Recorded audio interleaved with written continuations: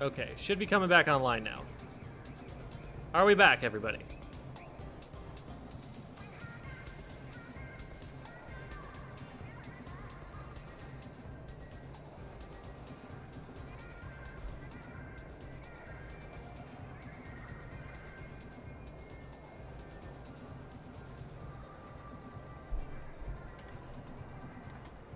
I think we're live, but I actually can't see the chat because that window bugged out. Oops, not this. Nope, wrong, false, bad. There. Okay. Now I think we're live again. Checking. Yeah, it should be live. All right, there we go. Good. I'm glad to see that both YouTube and Twitch people are finding their way back. How are you still playing? This is the Japanese region. They're all on different time zones, and so there were different different times that the Splatfest were occurring. So like Europe was already halfway done by the time NA started. Japan is the one that is going to end the latest, and that's what we're on right now. So, I'm gonna go back to playing Blaster and Shot.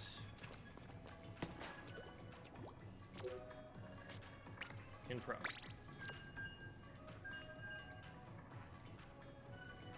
Yeah, you pick the region when you start the game. Change the stream title? I don't know. We are done experimenting. Now we're just playing the video game.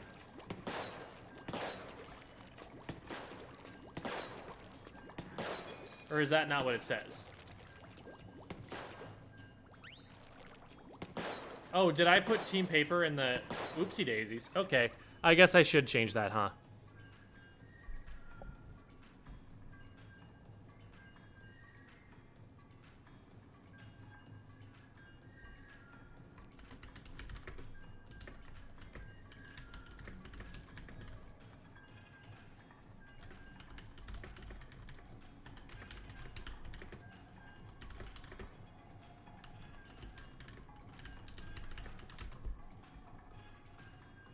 Okay, there.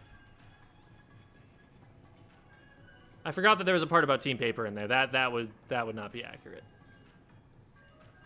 You are correct that needed to change. Okay. Big man's a piece of paper, right? Copium. Russian Splattershot Jr. There are a lot of really cool weapons. They did a much better job, I think, pairing weapons with kits in this game than they did in Splatoon 2. Yeah, Devi, because I'm trying to play on the team of 4. And Europe and America were both Team Scissors at halftime. So, I'm going to play for Scissors and see what that's like. Oh boy. So I want to have an opinion from both sides of it on, like, which one's harder. Let's see. So right now it would be 2:05 p.m. and they started at 9 a.m., which means it has been 5 hours. And so the halfway point is going to be at the top of the hour. Okay, awesome. Yes, I do get to see this.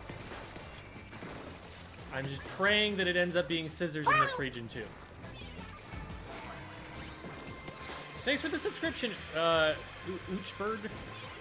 Oh, okay, I thought that was a point for a second. Oh my god, I missed. That's fine. Splatana goes down.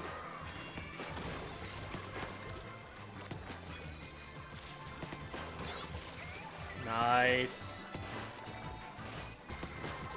I'm starting to sneak little uses for the squid roll in there.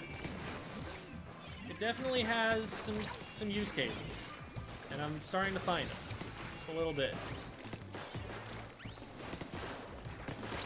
Oh god. Please. Please, teammate, help. Okay, I figured it out anyway. That was really ugly.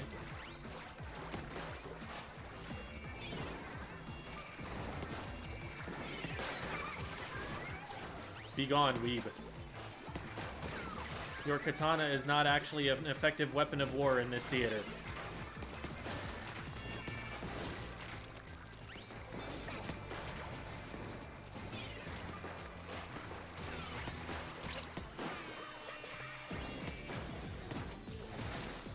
Shooting back there behind me was really risky. Now, hopefully my teammates can use that anyway. Wait, that does damage? Or did they just, like, splat themselves between the wall? How did they get splatted there? I wish you could go into private battles so I could test the properties of this special, because I don't know what had a hitbox out. I don't know what did damage just now. Splatted through the bubble? So, like, did someone shoot from around it? What happened? I didn't think that the bubble itself had a hitbox. I thought it was just a shield. Oh, God. Well, that was messy, but we won.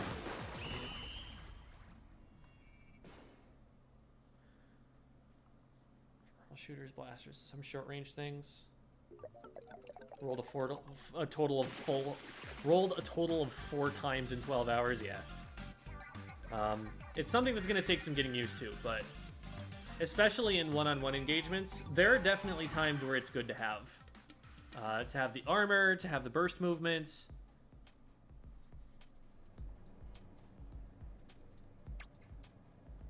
And the cool thing about it is that it's not predictable burst movement.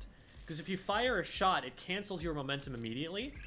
So it's not like you can just aim where you know the squid roll is going to end.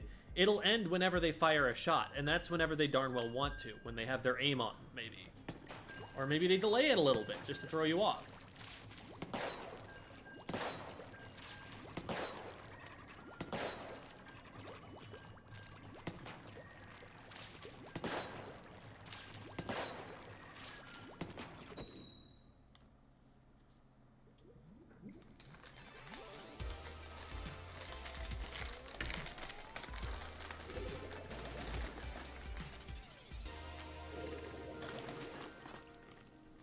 The Splatana Wiper is the worst weapon in the Premiere.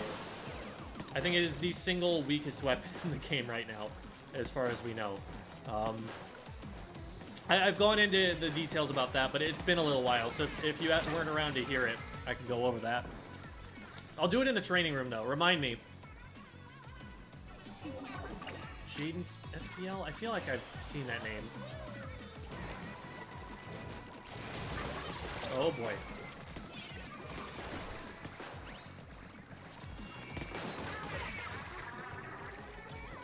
We don't want to fight until the tactical cooler is down.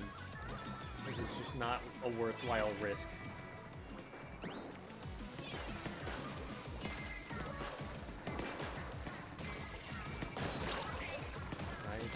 Ah, oh, shoot. Okay. At least it was after tactical cooler.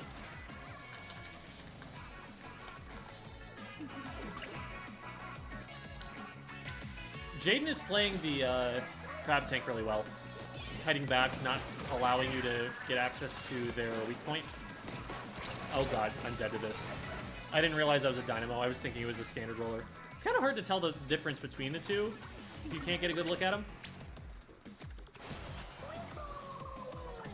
Obviously, what I should be doing is checking the team comps for the game, and that's really the counterplay there.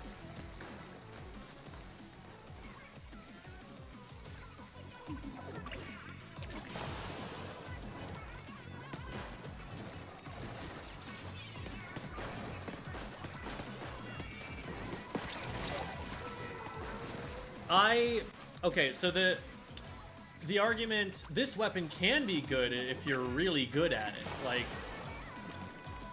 you know, a lot of the time what that boils down to is, if you are the superior skilled player, then yes, you can make it work. And the problem with that is that what's the point of comparing the weapons if we're not going to control for the player skill? Now, what we can say is, like, there are some weapons with very high skill ceilings. Like, chargers are not easy weapons to get used to. But they are actually good at a high level. So there's that sort of situation. Splatana is not in that situation. Splatana is really, really bad right now. And we'll talk about why. I want to be able to, like, demonstrate what I'm talking about for those who haven't seen it. Oh my god. He will live eventually. Oh, never mind. The teammate will come in and just finish us both off. That's actually really bad right at the end. Okay, we got one back. I think we're fine. Eh, whatever. I think that's a win.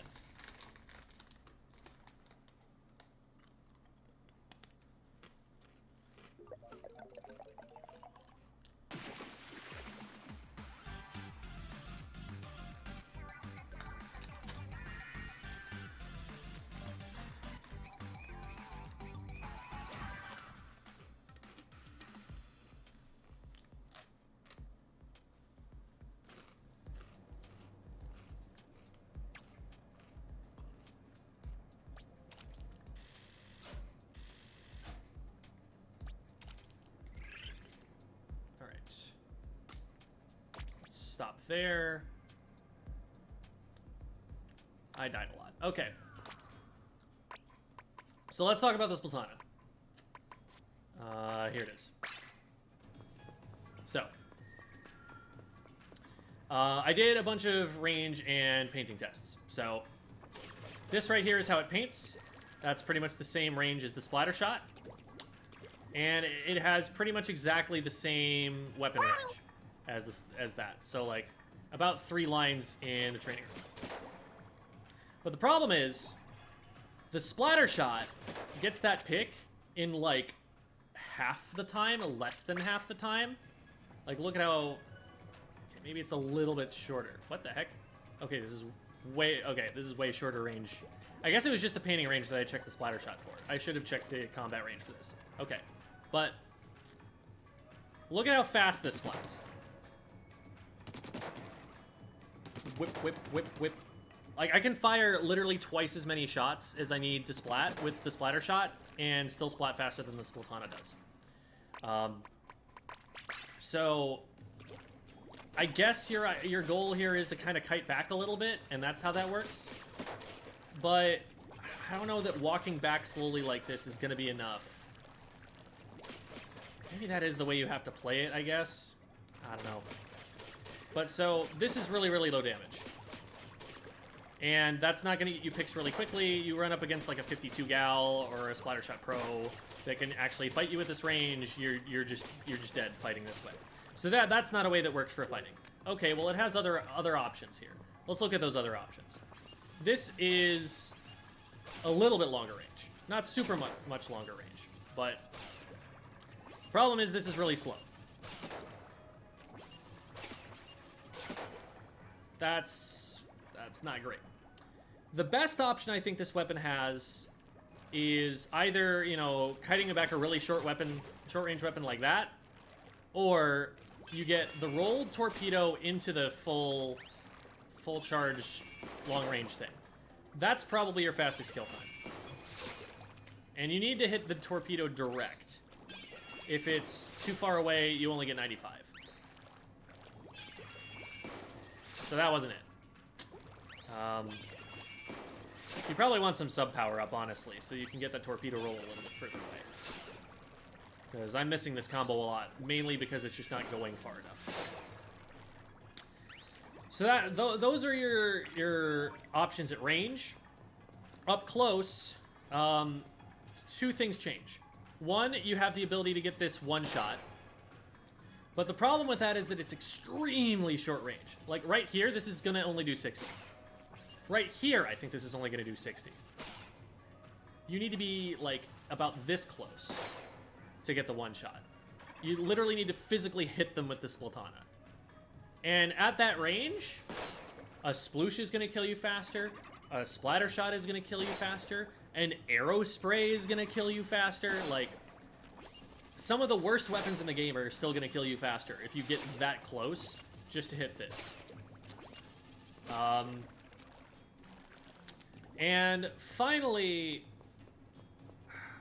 what was the other thing? Right. If you do your weak hits from here, you get an extra 15 damage for hitting them and doing the projectile. So it's like bip, bip, bip. And that's faster, right? That's, you know, not a 4-shot, it's a 3-shot. Here's the thing, though. Even if you get to this suicidally close range against them, and you go for this, that still splats slower, not just than the splatter shot, not just than the arrow spray, than well-timed charger tap shots.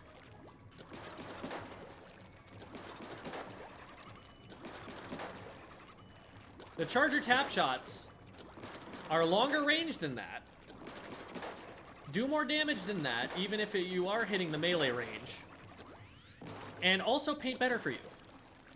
Like, look at this paint. Look at how nice this paint is. This is super cool. Splatana doesn't get that either. Like, there's the idea, okay, well, if the weapon isn't great for combat, what about its utility?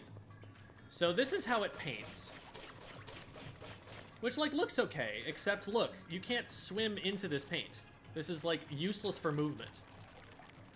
All you're really gonna do well with that paint is kind of charge for special. Like, I don't even know, what are you supposed to do to get that paint in front of you looking better? Just aim down sometimes? I guess like that? That doesn't look phenomenal. And so, like, if you were painting for special, that'd be fine, except that the special you're getting has all of the same problems that the Splatana has, in that it's just too short range. Yeah, you can yeet it, but that's just a one-time thing. You might as well grab a splatter shot and use the Inkzuka if that's all you're playing it for. Because then you get 3 shots. And it's faster and, like, probably more consistent. So the torpedo is great for it. The torpedo makes it so that there's some stuff that works. But I think this weapon needs a buff. A pretty significant buff in some category to give it a niche where it actually has an advantage over other weapons in that niche. Because as it stands right now, I think this is the worst weapon in the game. Like, the other thing about the special, like, Hammer is not a great special at high level. Hammer is a special that you can kite around, that you can, because it turns so slowly, like this is about as fast as I can make it turn, you can just sidestep as it goes by you and laugh and shoot it in the back. That's the counterplay to that special, and it's relatively easy to pull off. Like, it's not like it takes a high-level player to be able to have that kind of movement. Like, that's something you start to see even in, like, S rank, S plus rank. Like, people are starting to be able to do that pretty consistently. So, you know, if you get in on a flank and they don't see it coming, you can get, like, the jump swing, and that can do stuff, but if you're in on a flank like that, your main weapon is probably going to splat anyway.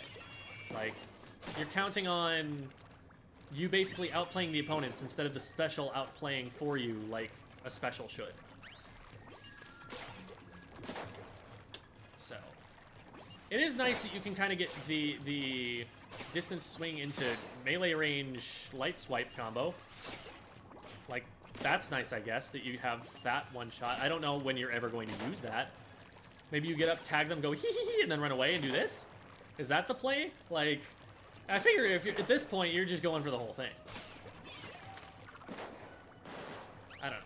There's lots of combos, but all of them are slow. All of them are not great. So those are my thoughts on the Splatana.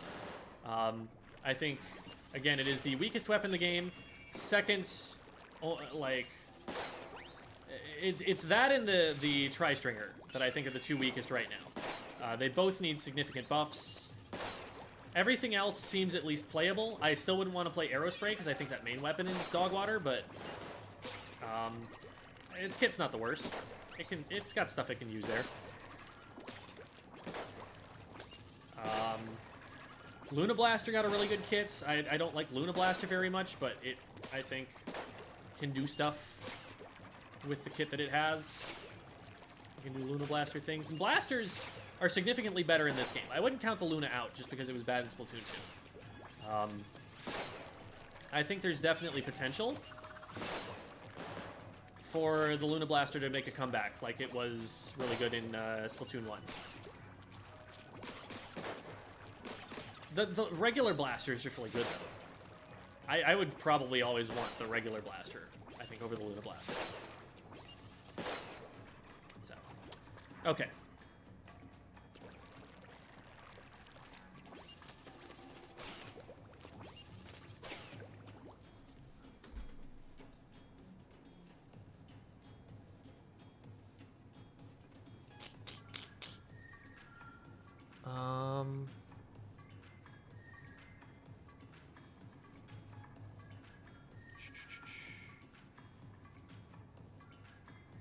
Bows can outplay brush.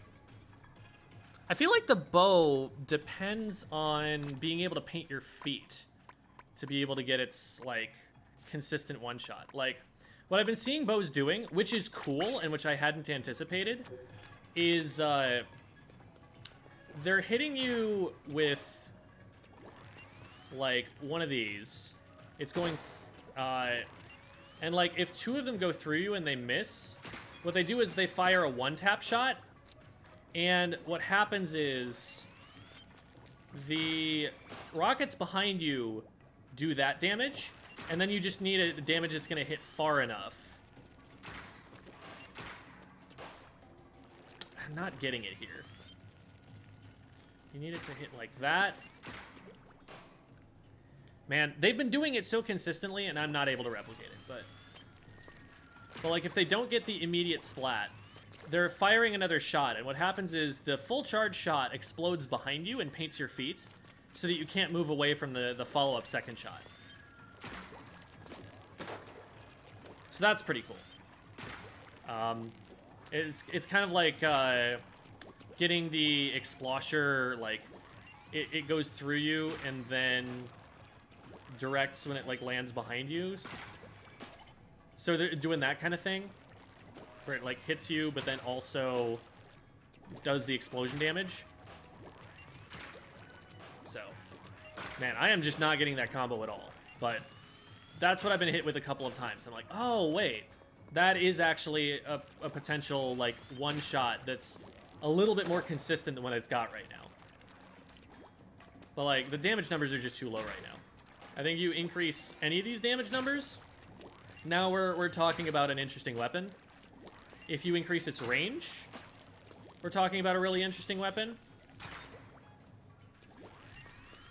But it needs something to compete with Charger, because right now Charger is just better than this. Charger is, like, it paints better for itself. Oh, actually, I think what the Splatana needs also is some kind of painting buff, because, like, look at how it paints right now. I can't swim through this. This is, like, almost entirely empty in front of me in the middle. Like, yes, it paints a lot out here, but this is not where I need the paint right away. I need it at my feet if I'm going to move with this. So, with this being this inconsistent, like, that's not great. Like, you shouldn't have to, like, do 2 shots to have a consistent line in front of you. Even that wasn't super consistent. But it's, like, better than what you're getting with the horizontal stuff, I guess. Anyway.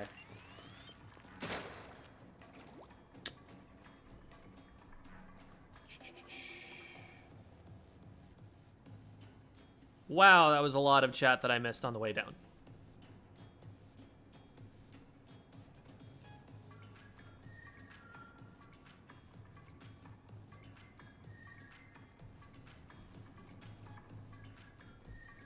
I mean, I'm a content creator. I've got to make big claims. How else do I write clickbait? I think that this is also backed up by things that I have been hearing from top players on Twitter. Like, I think it was Kyo that was like, everything feels good. Wait, not Splatana. Splatana does not feel good. And he was like, Bow is hard. I don't know if it's good yet, but it's definitely hard.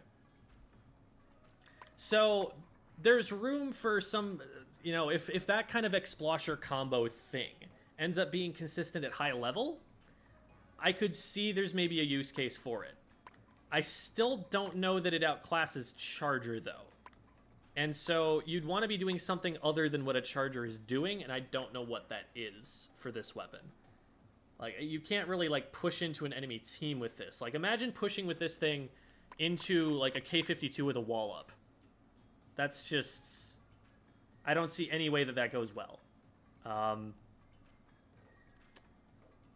It's still going to get sharked by Blaster, but it doesn't have a bomb to drop on top of it, unlike the Charger.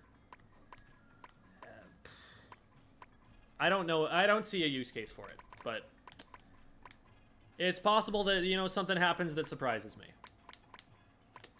Splatana, definitely the worst. Bow, second worst, I would say. Then I'd probably go up to, like, Aerospray.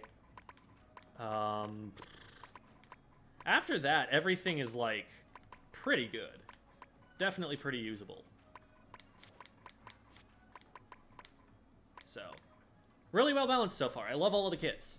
Like, okay, I don't love all of the kits that we've seen, like, revealed from Dana Biners, but I do love all of the kits that are in the game right now. And those other ones are potentially subject to change. Who knows? All right. Let's do some blasting. Let's do some blasting.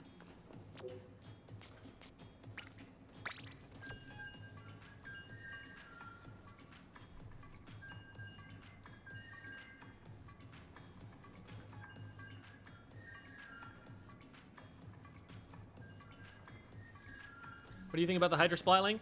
I think it'll have a niche. I think it's going to be a lot like it was in Splatoon 2, where it wasn't something that you bring to every map, but there are definitely some maps where you bring it and you're like, oh god, now we have to deal with this. I hate this. Like, Kelp Dome in Splatoon 2 was a Hydra playground. And there are a lot of maps with a lot of verticality where a Hydra can absolutely lock it down in this game. Like, Hydra walking up on those, like, middle grates or bridges that are across, like, all of the maps now, that's gonna be nuts. Yeah, it's gonna have a little bit more trouble finding matches just because Japanese servers connecting to them from really far away. Latency's not gonna be great. What do you think is the worst special?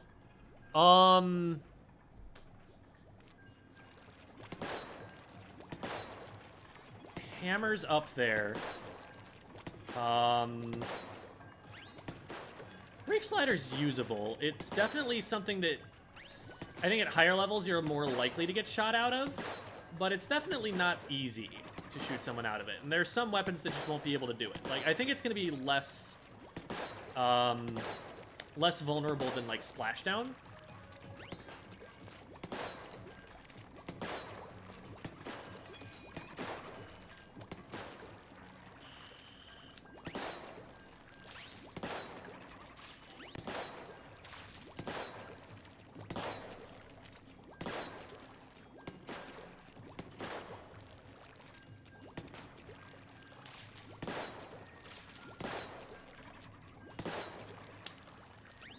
Well, I wish I could look at the weapon menu while I was doing this so that I could, you know, look at what specials are in the game. Oh, Zipcaster might be. Zipcaster... I'm worried that Zipcaster is just going to be sniper food. It moves a little bit faster than it looked like it was in the first gameplay demo we saw, the first gameplay trailer, but I still have my doubts. It announces itself too early. It doesn't have armor. I feel like that's just like... Because putting yourself in the air in Splatoon is one of the weakest positions you can put yourself in. And that is a special that depends on you being airborne for a good amount of time without any additional armor or anything. I don't think it would be out of line to armor the Zipcaster. I think that would still be fair.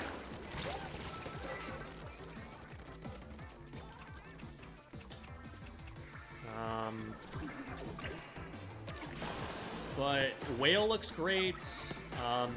Whale's, like, not the strongest special in the game, but I like it that way.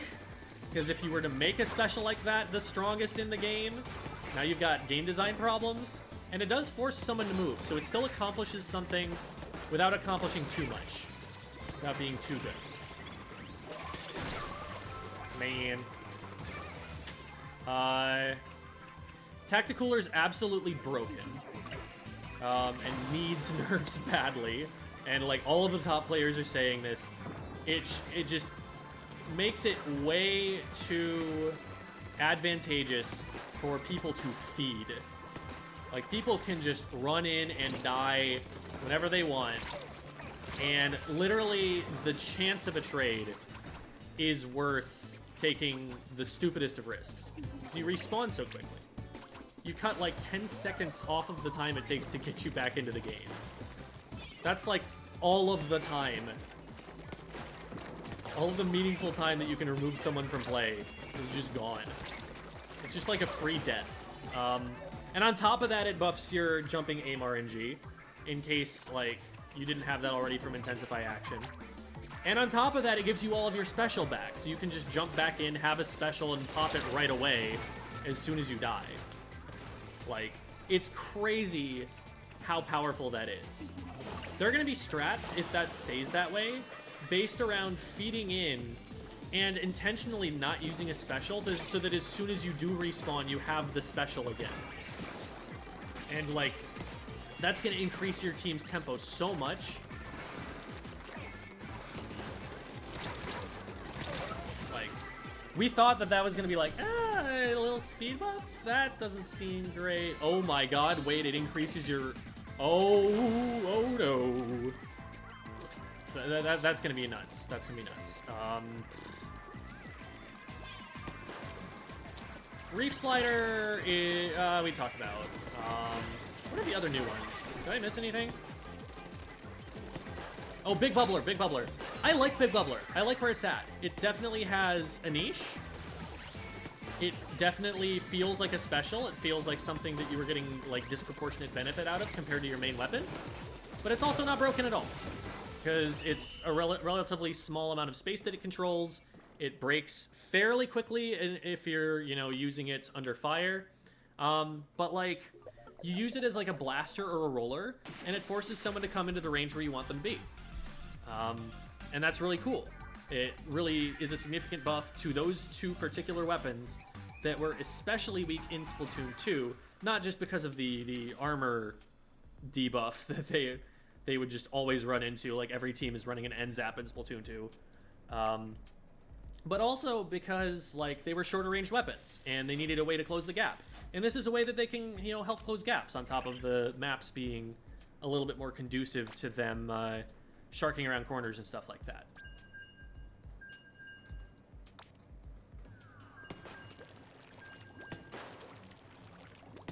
Also, bear in mind, like, game devs...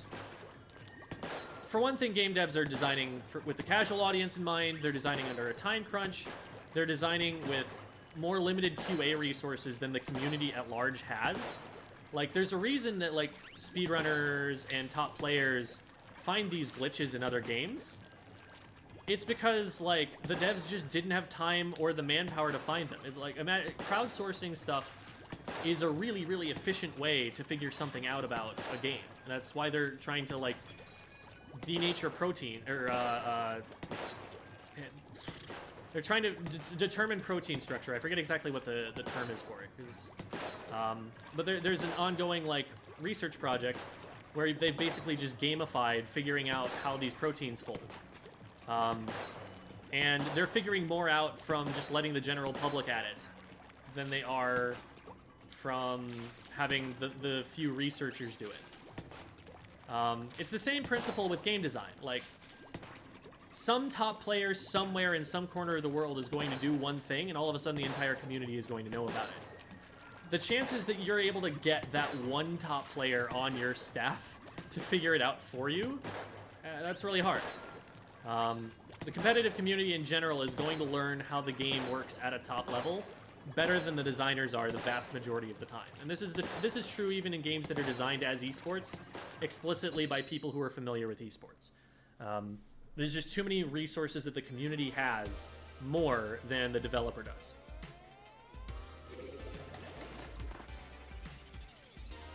And I do have to say, like, the designers of Splatoon have gotten better at it over time, and it's very noticeable and it's very appreciated. Like, they pay a lot of attention, and I think they make a lot of good decisions every time they have an opportunity to, you know, put a patch in, to add something new to the game, to create a new game. Like, they've got that team, and it's like learning from its past mistakes, and it's always, you know, getting better and better.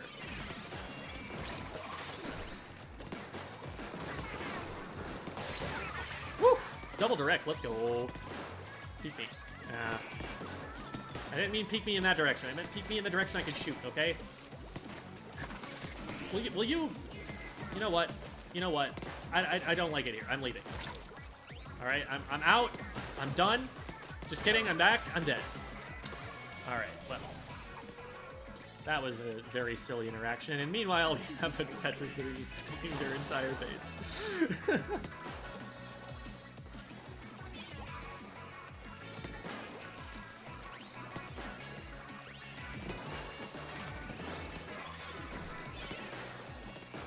Bear in mind also, I have probably played more Splatoon than like any individual developer.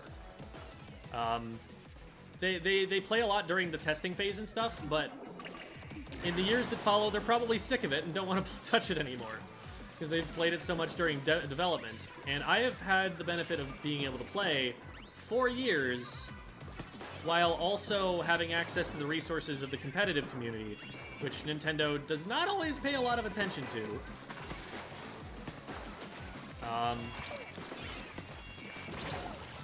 I didn't really have a way in on that. The Brella is a really good...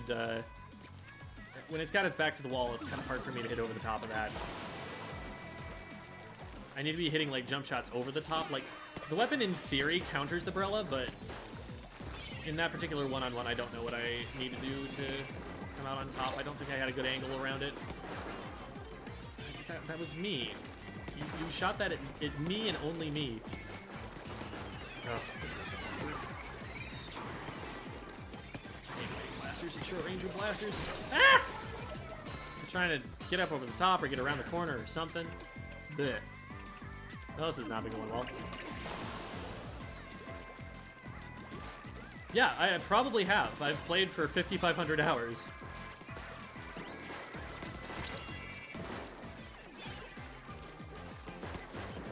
Like, the developers are going to play a lot during an intense, focused period of time while they're crunching to finish the game. But it's going to be like an alpha build. It's not going to be against other players. And it's, like, just over a shorter macro-scale time period. Whereas, like, I played Splatoon 2 from, like, April of 2018 until now. And I was playing, like... well over 1,000 hours a year on that. That's like an average of like 3 hours a day or something. So I don't see them being able to have played longer.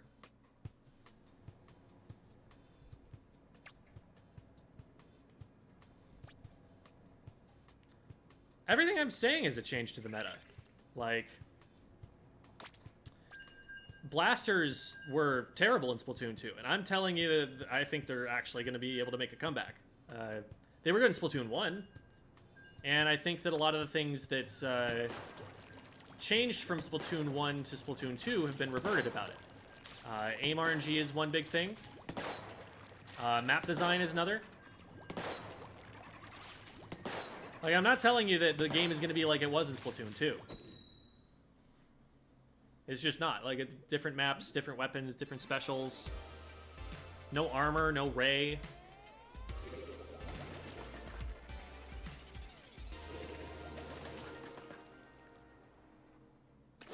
And a lot of these things that I'm telling you are not just based on my own opinions. Like, a lot of these ideas are coming from people like FLC, who is the analyst who taught Western players how to play this video game. Like, he's coached pretty much every top-level team to a significant degree. And he plays significantly with the top Japanese players as well in his solo queues. And so he sees both how the West plays and how Japan plays. Just one of the individuals who knows how this game works better than anybody else. And, like, a lot of the things that I'm saying are just, like, cribbing him.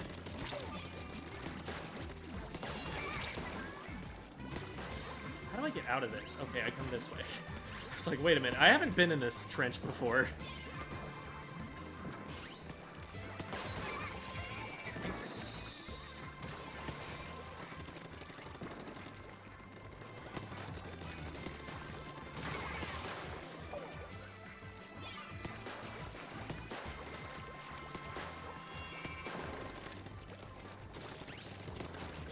I should have squid rolled, actually. Squid rolling off the back wall actually probably would have got me something there. Ah, I didn't get the squid roll that time. This is problematic now, yeah. I was trying to hit a squid roll out to the right so that I could get around cover and get that second indirect, and I flubbed that, and then I was just out of position. The teammate started to come in and help. If I get that player down before their teammate comes in and helps, then I'm in better shape, but... get your tasty beverages! Hee hee! You know you want a drink! Hee hee hee hee hee! Tacticooler may be overpowered, but it is also bait. That is one of the best pieces of counterplay I can figure to have for it.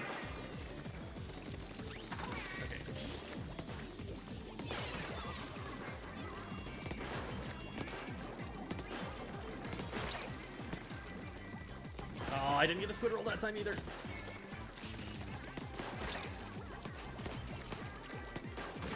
Okay, we got him. They missed. Oh my god. Oh, we're still good. Holy moly. Yes! Let's go, teammate. Oh my god. That was so sweaty.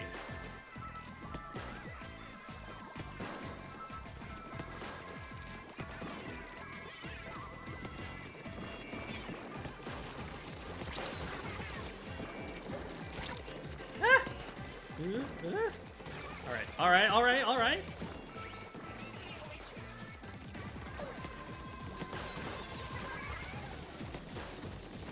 Nasty direct, if I may say so myself. Whew. Save tri-turf so I can see what middle team is like. Yeah, I'm hoping that I'm able to get into that. It should start in 15 minutes. And then we'll see if scissors was the correct call.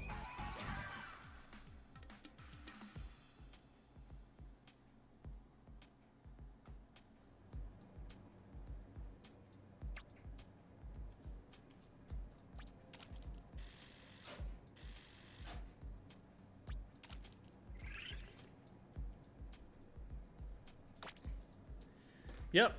We're just gonna keep playing Splatoon 3. Because isn't this what we all want to be doing right now?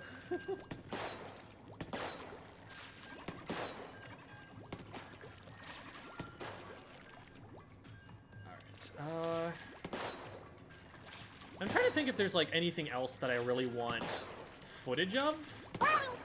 Because like, this is the footage that is going to sustain the Splatoon 3 content for the channel for the next, like, 2 weeks.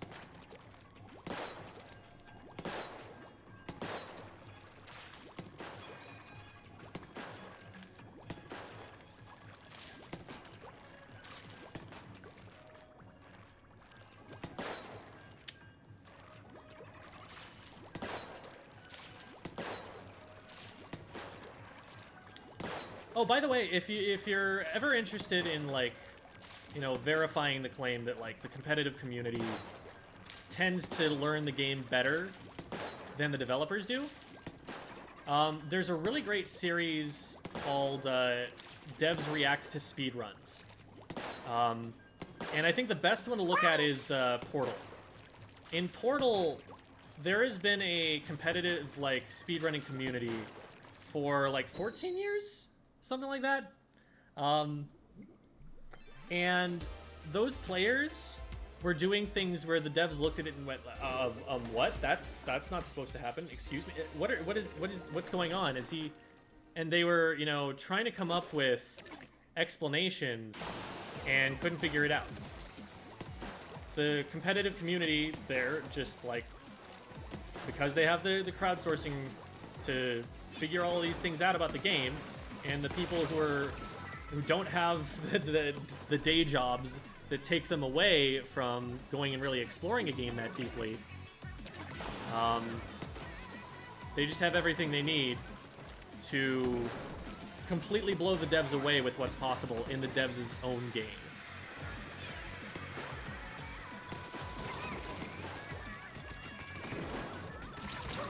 And it's not the devs' fault, right? Like, the devs are still brilliant for having made those brilliant games and making a lot of money doing them. Making a lot more money than the speedrunners are, that's for sure. Oh, that was a nice shot. That was not great with the bomb, though.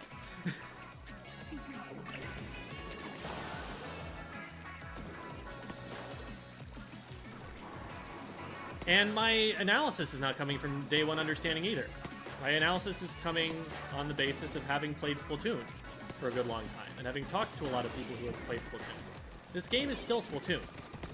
There are some differences, but, like, the mechanics are still closer to Splatoon 2 than anything else. And we can make some really good predictions about what's going to be happening based on what we know about Splatoon 2.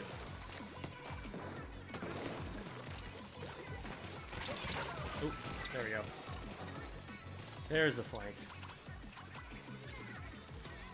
What do you think about the spawn mechanic? It's fine. They designed the spawns well enough that...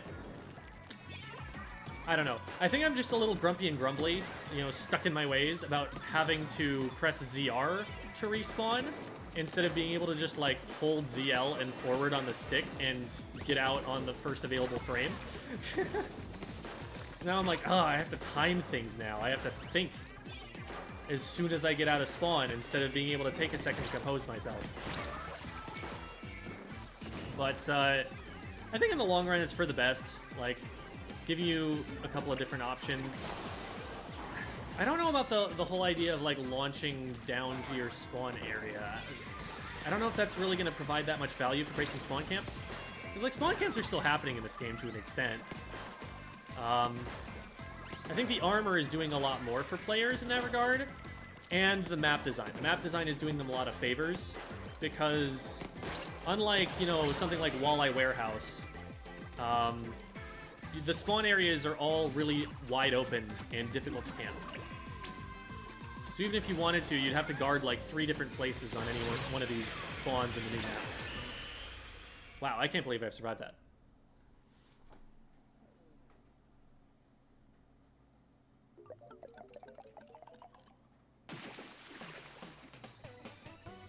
Yes, we definitely want them to change things.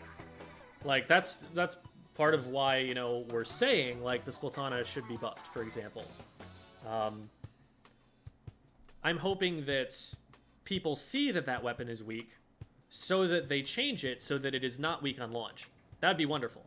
That's like, an excellent outcome here.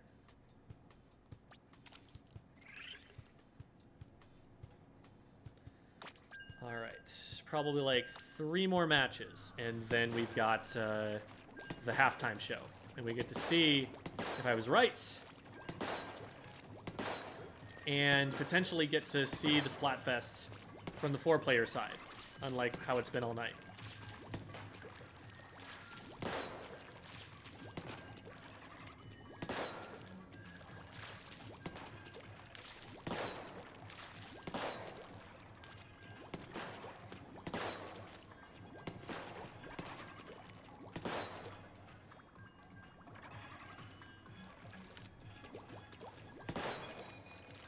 I think I'm very open-minded about the ways that these weapons can be used, because it can be boiled down to things like range, damage, DPS, painting pattern, special, kit. Those are really the only variables that distinguish weapons a lot of the time.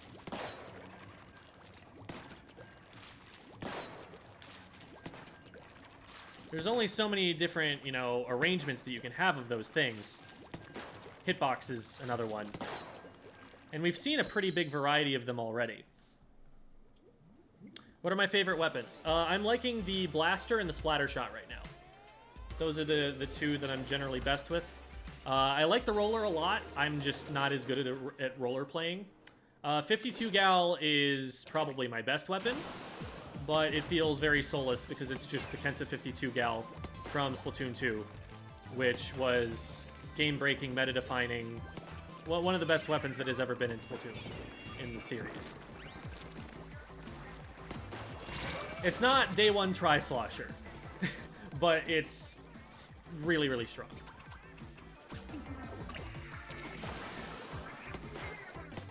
And like that's also to the devs' credit. Like, there are no day one tri-sloshers.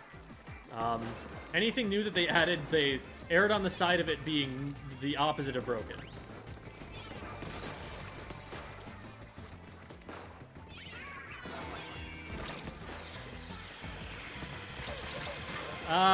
I needed to get to the wall, and the jump didn't have enough momentum to get there.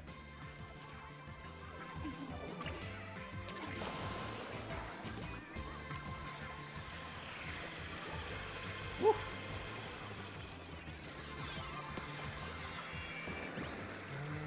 Where are they? It's really hard to tell. Okay, there's one. Force them down. And we still can't get them. Whew. I needed that direct. I probably could have squid rolled backwards and created a little bit more space. Would have been easier to hit an indirect that way.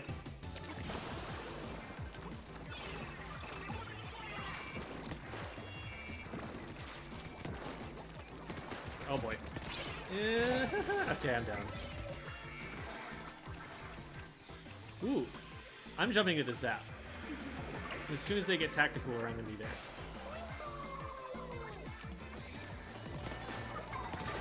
Nice.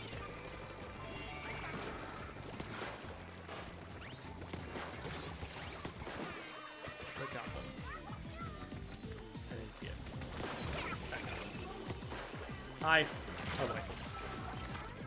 I was already tapped once by the 52, I think.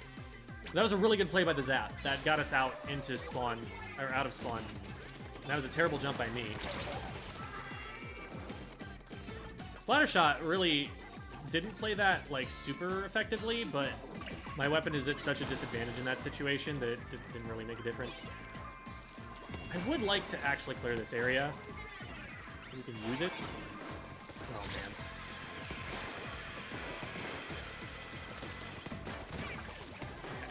And we get a jump. Oh, no. We didn't get the other jumps, though.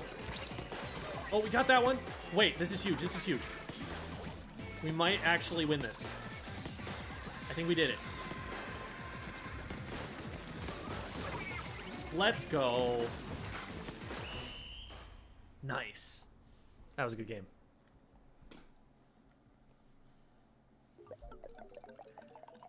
Is it more effective to paint the whole middle or paint some of the middle and push forward into the enemy base's group? It depends. If the fight is happening in mid, you need paint there.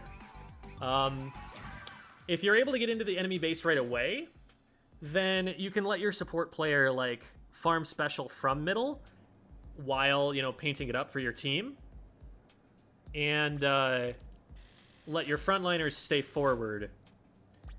And then you get the best of both worlds. You get to hold the line in front. The support is still benefiting you because they're farming for a special that's going to help the team with holding forward. Oh my god, look at the KA numbers in that game. That was a real Cinderella story at the end there.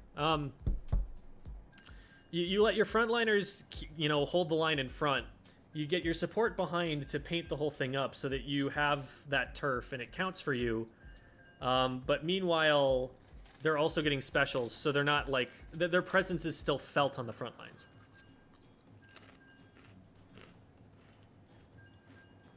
That's the ideal situation. What really matters the most is controlling the space in front. And yes, you're going to need some paint for that so that you can maneuver around. But I would rather have the space and have all of mid just completely unpainted for either team than have like 40% of the map very significantly painted our color, but they have map control.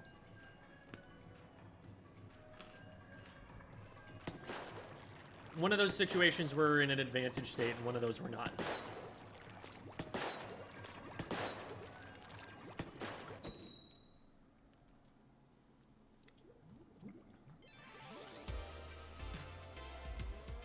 Yeah, I mean, NZAP can farm tactical really well, but NZAP is also just a solid weapon. Like, when you pick an NZAP, you're not sacrificing as much as you would if you're picking, like, an arrow spray in terms of your fighting power.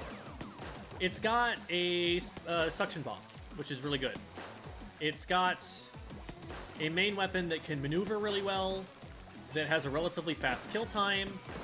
Like, it's not the best slaying weapon in the game, but the fact that it's a slaying weapon that is really good as a support, that, like, could fight, but is even better used on support, is amazing. Because then as soon as it uses its support special, like Ink Armor in Splatoon 2, Echolocator in Splatoon 1, and now Tacticooler in this game, it can actually run in and make use of that special, and instead of just being like, go do things for me, team.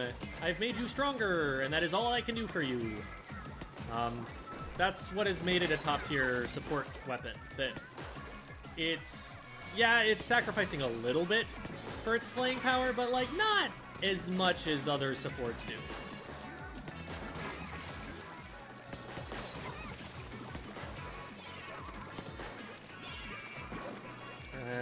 I know where both of them are. I didn't need to throw that. I needed to get up in the position where I could stop them. Oh boy. And that was not a position where I stopped them in time. Doolies get me for that every time. I knocked something on the floor, but that's fine. I'm eating veggie straws, by the way. Ah! I deaded. Slow down Tentamissiles. That might be a way to... But there are a lot of ways that they can nerf Tentamissiles. I think the special is still, like... It's got some fundamental flaws to it that... It's never really going to feel satisfying. It's never really going to be in a great place. But it'd be nice for it to, you know, not be polarizing the meta. That'd be cool.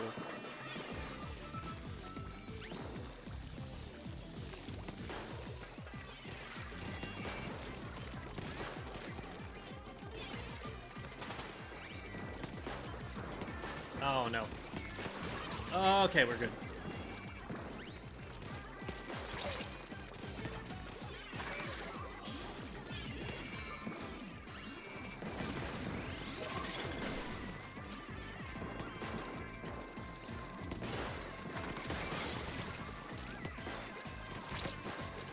Yeah, I'm probably good. Yep.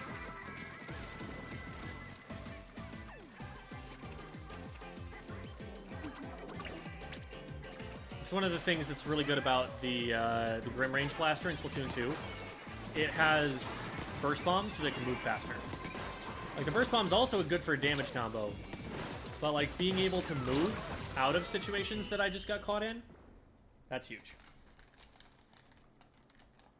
Okay, this is going to be rotation change, and it should be halftime show. And we cross our fingers that Scissors is winning right now, so that I get to play in the 4-player side of the Tricolor Splatfest.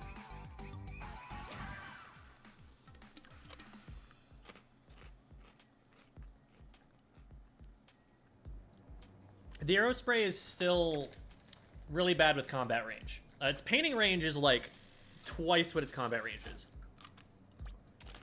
A weapon like 52 should just, like, literally never lose fights to it right now.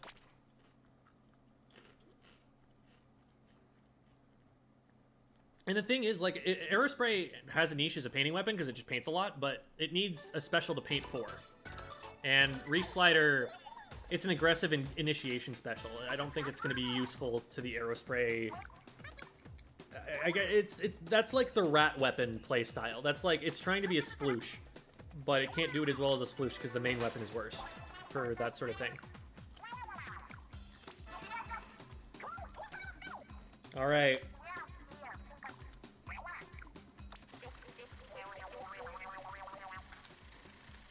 What is it? Yes! Okay, we did it. Exactly the same numbers in every region. 34 scissors, 33 rock, 32 paper.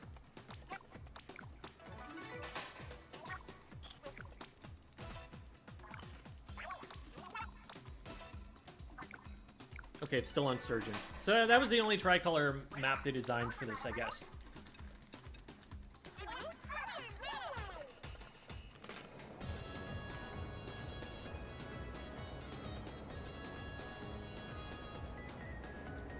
The system is rigged.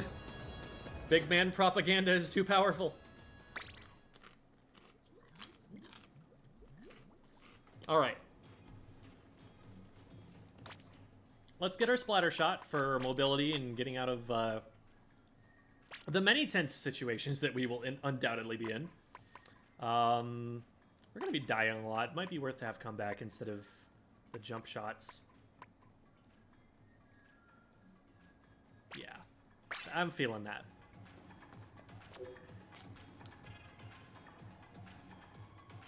Right, okay, they automatically trigger. This is really not great, by the way. It might be a necessity just for the sake of matchmaking, but, like, forcing the winning team to play in a way that they don't necessarily want, ugh, that kind of hurts. It disincentivizes a team from wanting to win. Because they'll just randomly, like, not get to play the way they want. Open Splatfest battles. All right. Let's run it.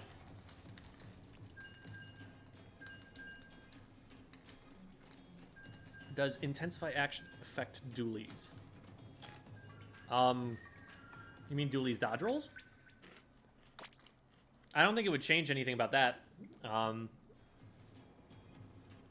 It's not like dualies are going to be taking jump shots. Because any jump shots they take will be dual reticles, so they'll be going back and forth. They'll be inaccurate.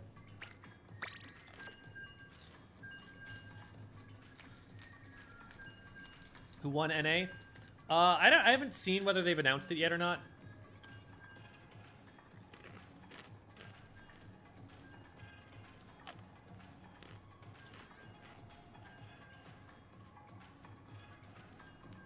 Oh, hey, are you who I talked to for... I can't talk to you. I see. I wonder if I can talk to her in Recon. Darn, it's just a normal turf war.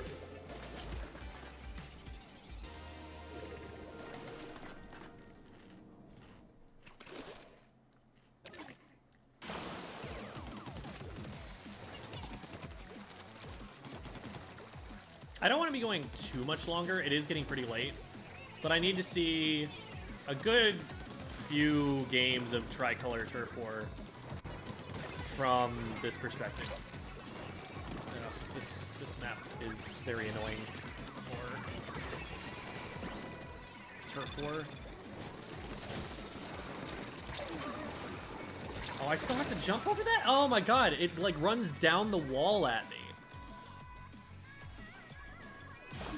Ugh.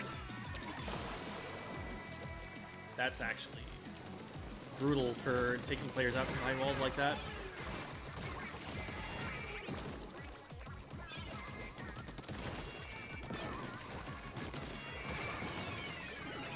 I was worried I didn't hit the shots for a second because it was just a little bit of a delay before they got splatted. Ah!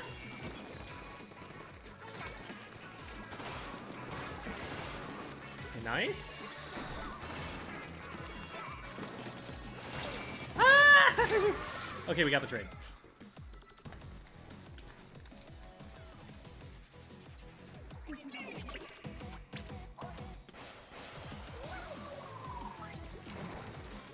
First try, I see what you did there. Oh.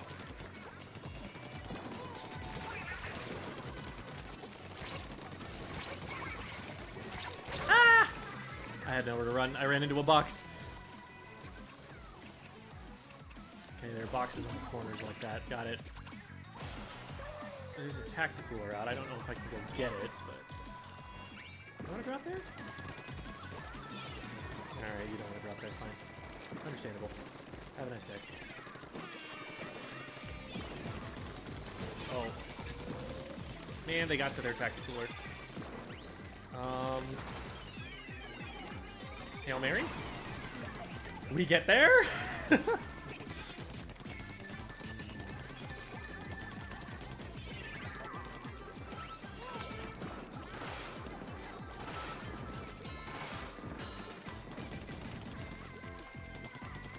we own their base.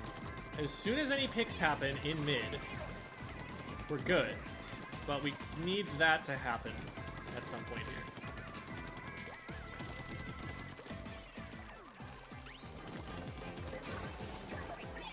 So we've got some like built-in respawn punisher from having a spawn camp.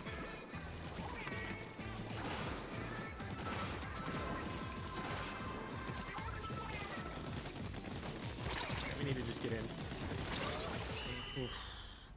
We never actually got a pick in mid.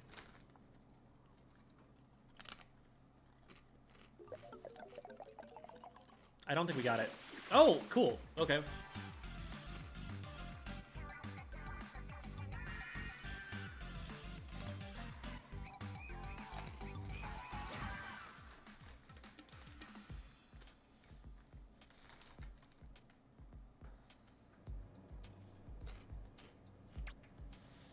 Yet, are you going to be able to win the full game?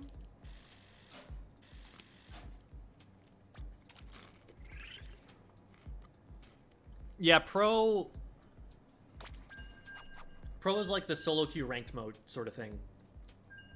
Is that version of it. So like, if they were to like rank you, but you were queuing with your friend who's like better than you and just like carrying you up to a higher level, that wouldn't be reflective of your rank, really.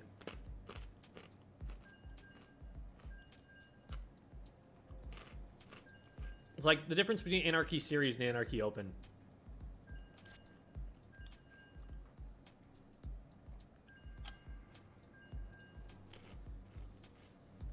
There is a rank. It just doesn't show it to you right away. So your clout score, that same window, will occasionally switch over to showing you your Glico score. It is literally just Glico score, the same exact X power ranking that you got in Splatoon 2. Here we go, here we go. Let's see how this works. I love the grin that the Inkling has while it's holding a Splatana. Okay.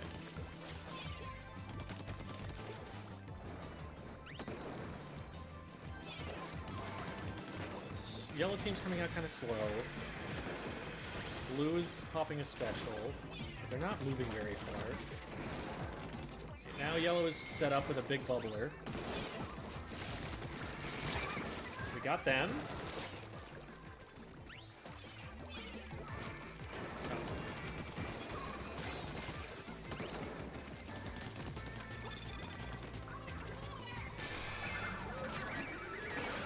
Oh my god, no. Okay.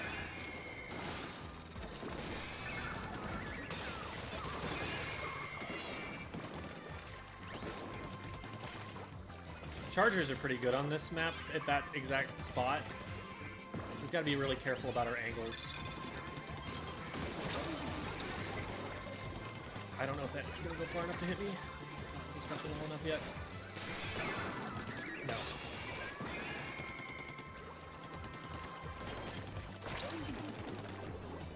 Okay.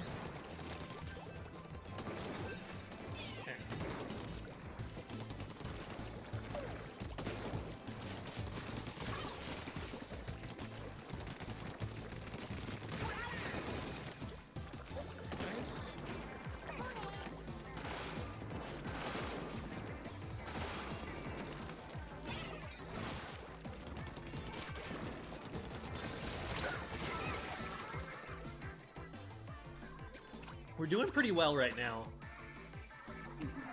We haven't let anybody cap, which historically I was able to do quite often.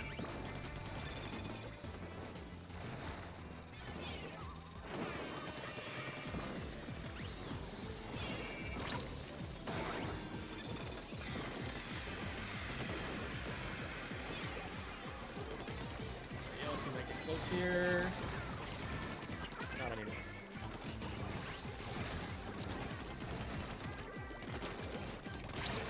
Hi there. Thank you.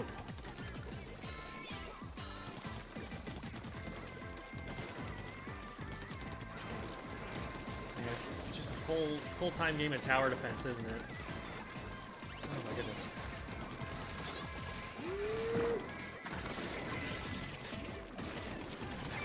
No. You don't get that much of a run for it. Charger... they're not really in position anymore. We gotta worry about blue team more. Is this safe? No, there's a player right there. Okay. Nice! We just protected it the entire time. Massive threat in the yellow side base, too.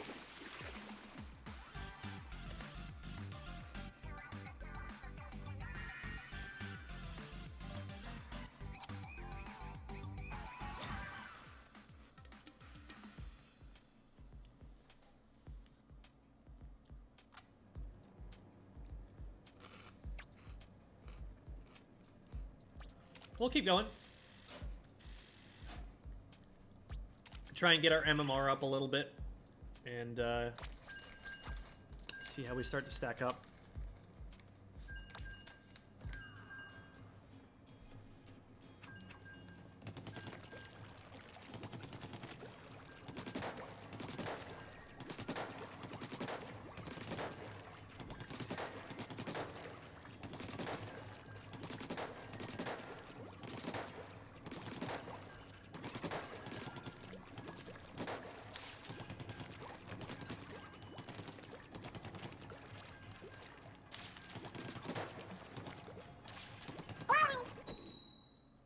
Thanks for the follow, loading. Chargers are more accurate than in Splatoon 2? They had perfect accuracy in Splatoon 2. Maybe bigger hitboxes or something?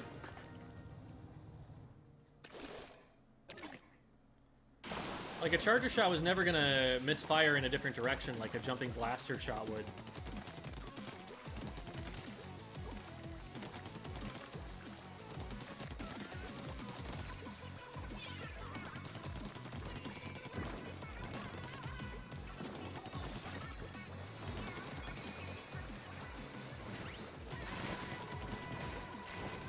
Well, that hammer did something, I'm sure.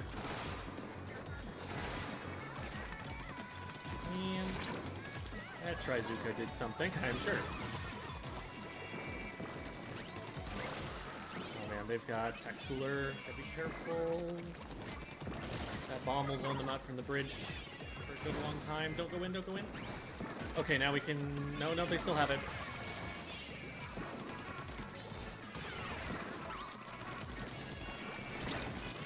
How long does that buff last?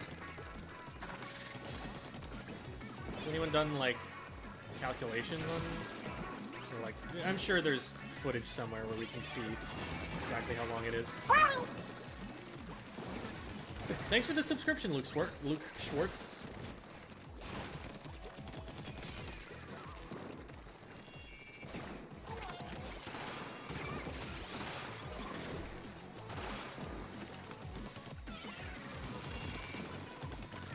I keep thinking it's like an inkjet, and I have like so many more shots than I actually do.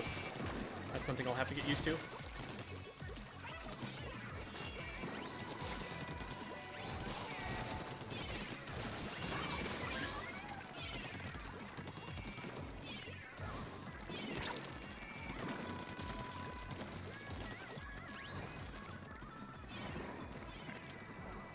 Come on now. The water's fine. Ahem.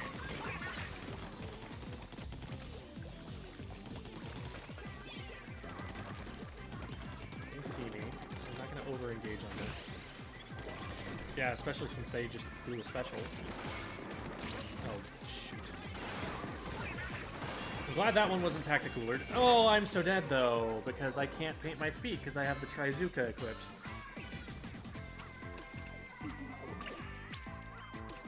They also did a really good job of making it so that there aren't really panic specials. Like, even specials that are defensive in nature require you to play a little proactively, which is sick. So that means you don't just get denied your cool play because someone pressed the special button. If anything, you make the cool play with the special button.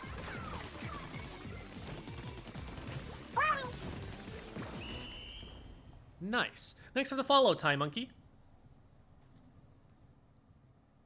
As the winning team makes more of the differences than what? Losing as the winning team makes more difference than winning as the losing teams?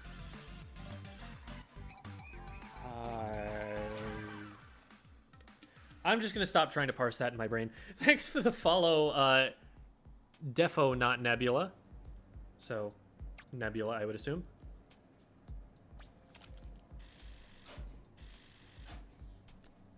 Wish Rock was at least second. It has been in all of the halftime reports.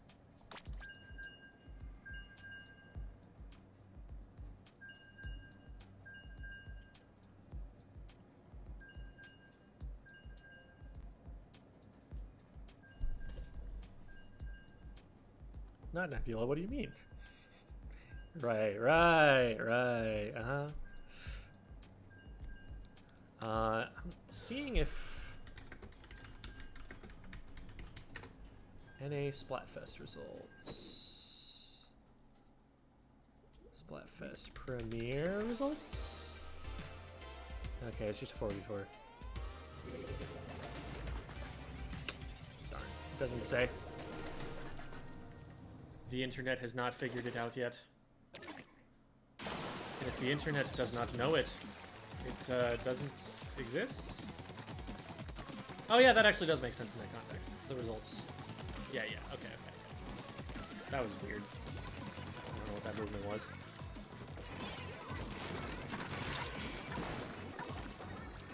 You're right down there. Got me. Ah! Please don't hurt me. Okay, thank you for not hurting me.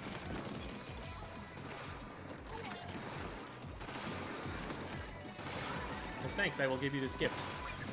It tries your book.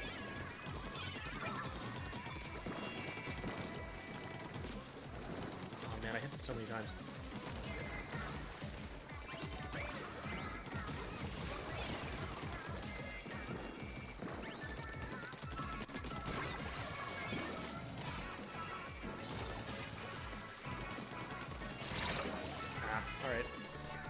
I think I still respawn, and yeah, I still respawn with full special charts. This is so dumb. What do you mean you beat me? I'm back, aren't I?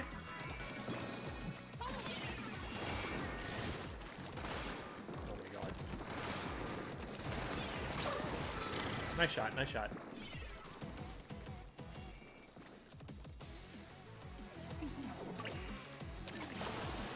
Four-player tricolor team. I've played one of them so far, and we have won them.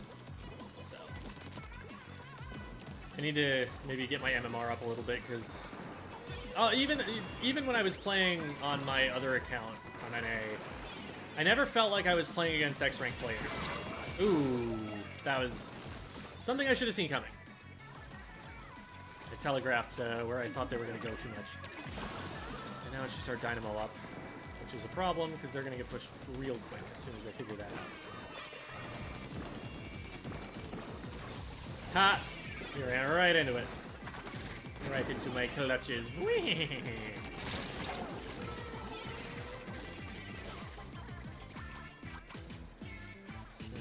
I don't think my life was worth just taking out that big bubbler.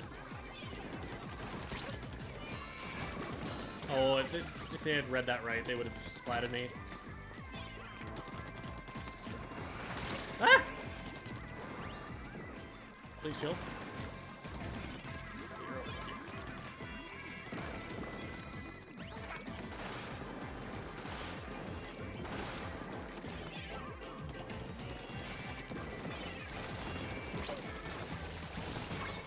Whew, good read. Let's go. Oh, crap. What happened over there? Yes! Oh my god, that was so sick.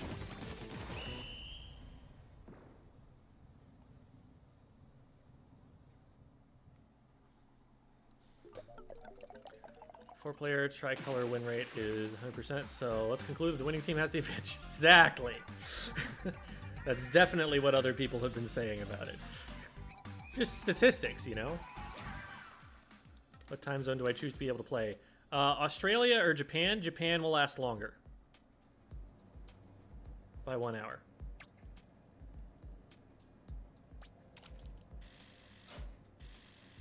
Europe was done first. NA is done now. So it's just Japan and Australia.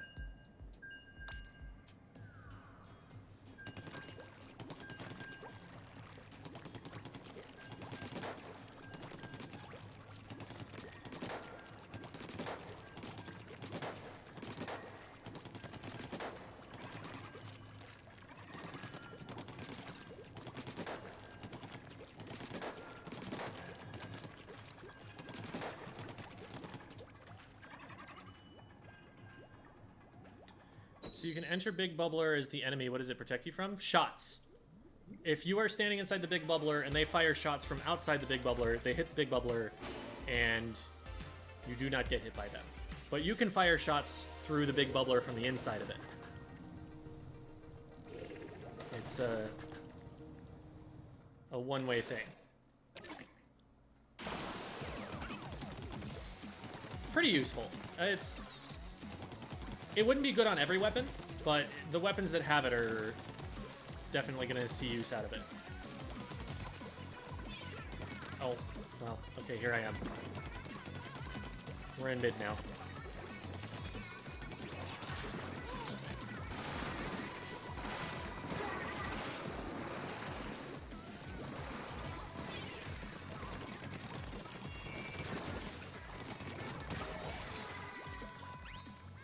Get your tasty drink.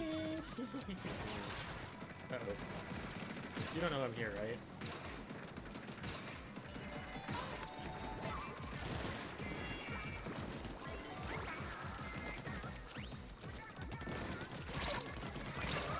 That's fine. 'Cause I'm back, baby!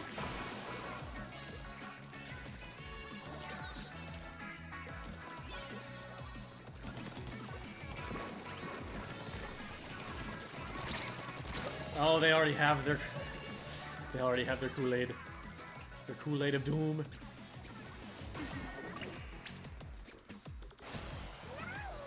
Oh yeah, the Big Bubbler also has a beacon inside it. Squid beacon, you can jump to it. Which is another neat feature. So as soon as one person gets into that, you know, cover position, everyone else benefits. Oh, why is there another crab tank? Oh no.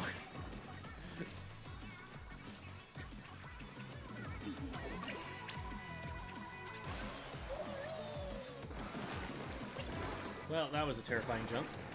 I'm gonna stay here for a minute. Hi. Please go away.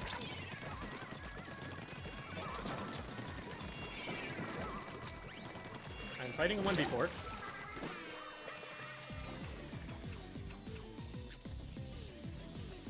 I love drinking a Red Bull in the middle of a Civil War. Exactly!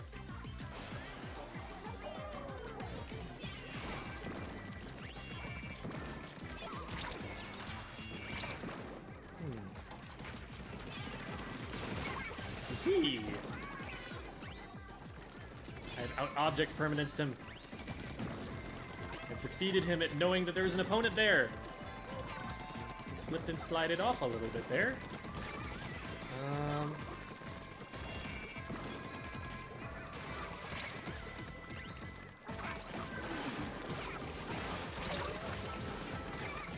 Ooh. Yeah, that player played around the block really well to avoid that. It's pretty much dead even, and it depends on how well my teammates do here. My jump was safe. We get a whole bunch of paints in their base. I think we win.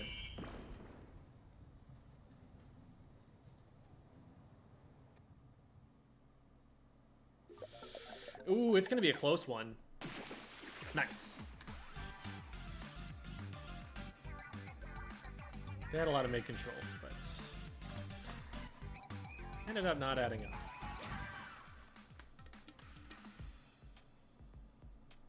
Yeah, Tetra's mains are going to be happy with that kit, I think. Because Tetra's mains had Splashdown in the last game. So, like, there's...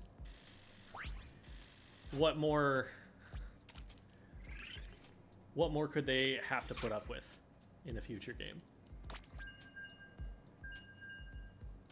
Reef Slider is significantly more usable. You're significantly less likely to die because you used Reef Slider than you are because you used Splashdown.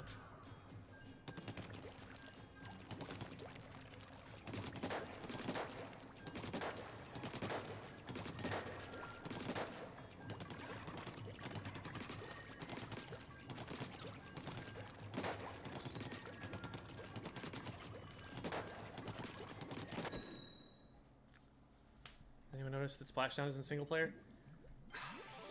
Did we ever see the Splashdown actually used, or did we just see an icon that we believe to be Splashdown? Because I've seen that icon. It definitely looks like Splashdown. I don't know if we've actually seen it used. Like, maybe it means something else. Maybe it means that, like, you just don't have a special equipped because you haven't gotten the right tuna can yet.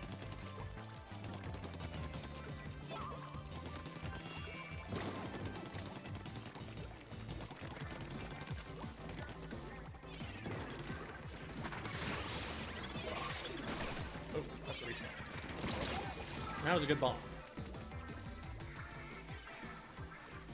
You saw it used? Okay.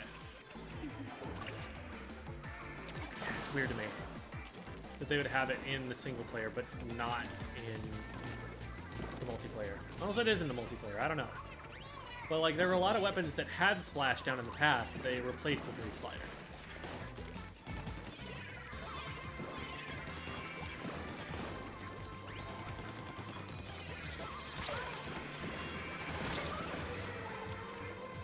Well, that was where I thought someone was, so I'm glad it landed there.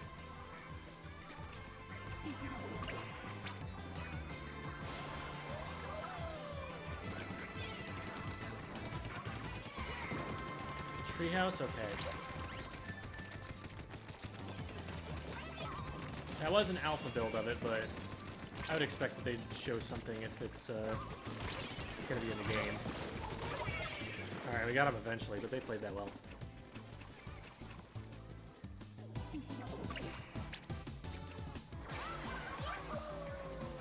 On my way.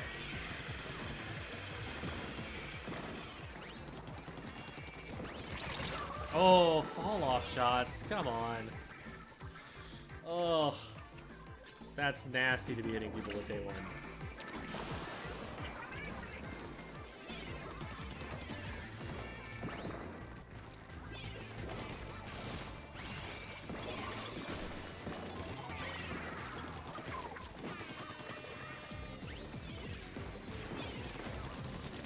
I am a zombie! Fight me if you dare! It will be your undoing!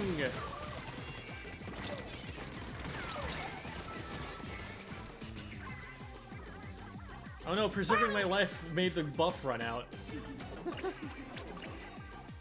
Thanks for the follow, Stroller. Okay, got him. Please let me live. Oh my god.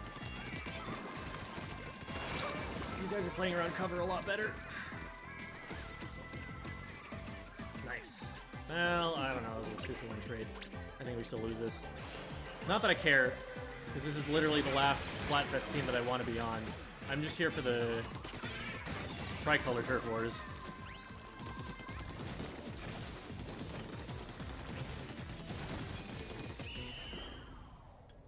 Yeah, that was not enough to save the game, I don't think. Congrats on your Wi-Fi.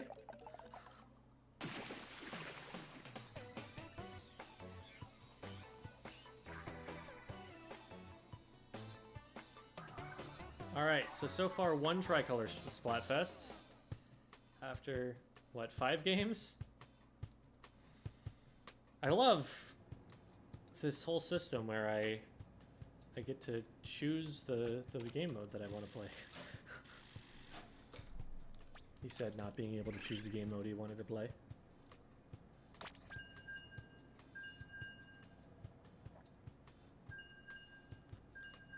Yeah, I'm playing on a Japanese account. So I have a family plan, and I was able to just like make a bunch of dummy accounts so that I could play on different regions. So like at the beginning of the day, I was playing on EU because it was an opportunity to collect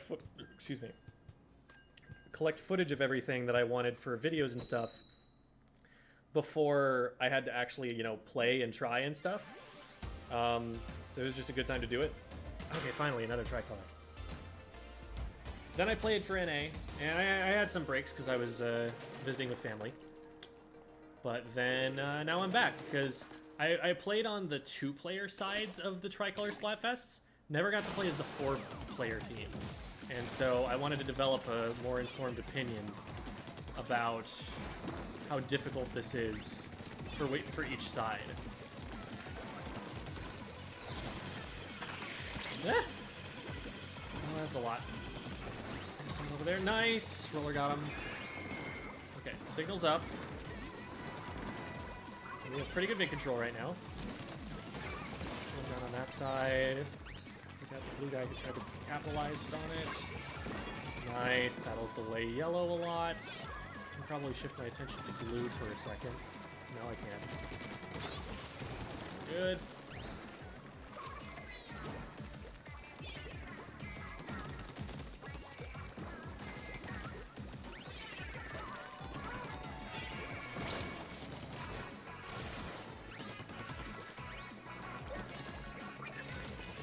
Thinking coming out in this direction. Uh-oh.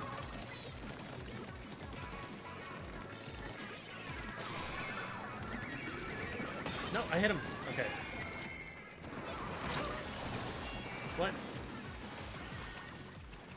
Did they get it for long enough? Oh, we're wiped. Oh, that sucks so much. There's just a Hydra watching that, huh?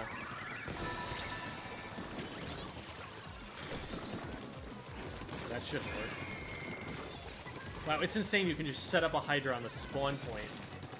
Oh no. This is bad. Blue team gets that for free. Why are we all dead?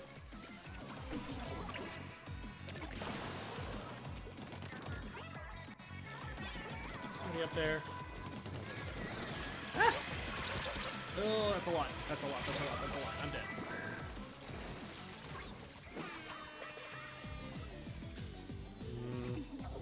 Just gotta rotate back. We're too far away. Actually, wait, it doesn't matter anymore. They got the signal of doom or whatever.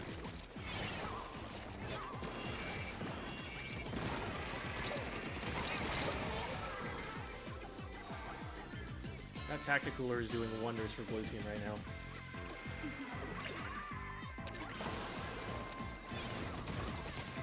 Nice. Working together to get the job done. Bob the Builder. Can we fix it? I don't think we can, but we can darn well try.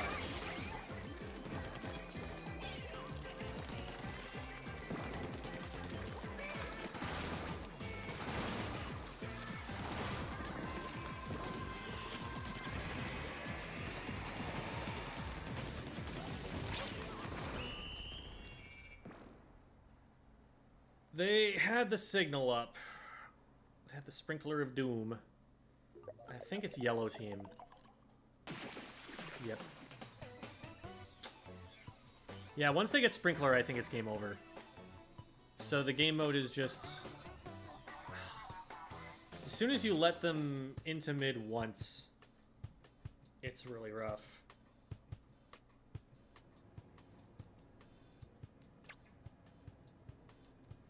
Yeah, that definitely seems difficult for the team of 4.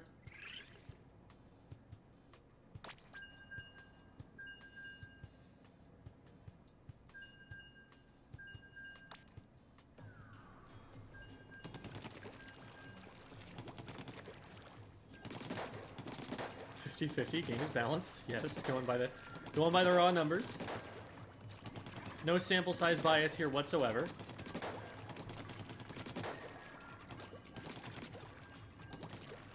Oh my god. This is what I wanted to do.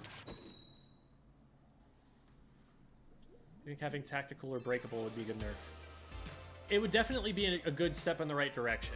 I think they still need to tone down the buff. I think you can make it breakable and still do something about the respawn time.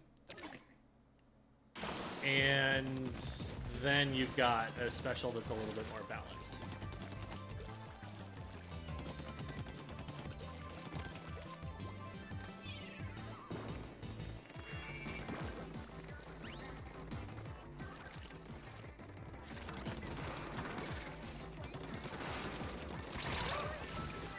I'm surprised I didn't hit any of those shots.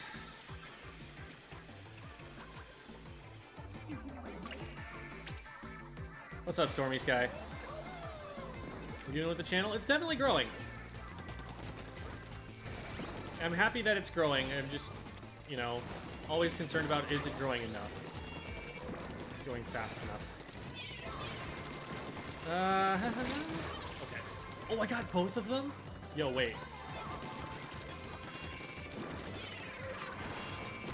I need to not die. Aww. It's only worth if I don't die.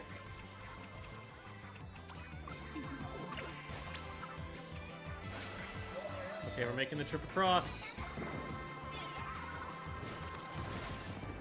I'm just making sure that this person...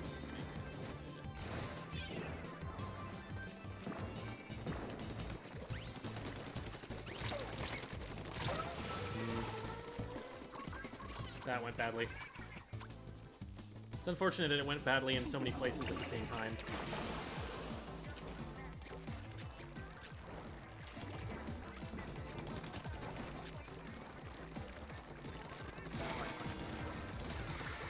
Gotta stop this player before they get the tactical up. No! Oh no. And they got their tactical aid, so they're already back up.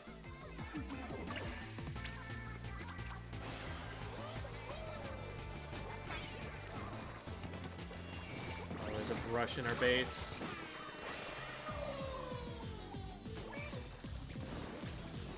Okay, good shot. Let's go. Who was that? Is that the Dynamo? Went down right away. Maybe it was a Trizuka shot. That would make sense. Does that look like they got one shot by something? I don't know what has that fast of a fire rate. Not even like a charger. Ah! Please stop. No, I didn't trade. Oh, that was one of the most worthwhile trades ever. I think we lose. So now they get their tacticooler. They have a 4v2 numbers advantage. Next kill on them doesn't count. Not entirely true, but it counts a lot less than our kills on them. Good free firing. That was smart. Yeah, they won that for sure.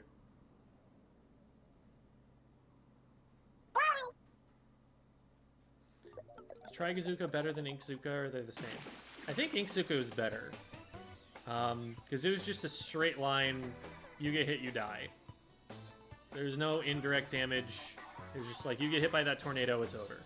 And it goes up over walls, is like very, very, very long range. And very little warning.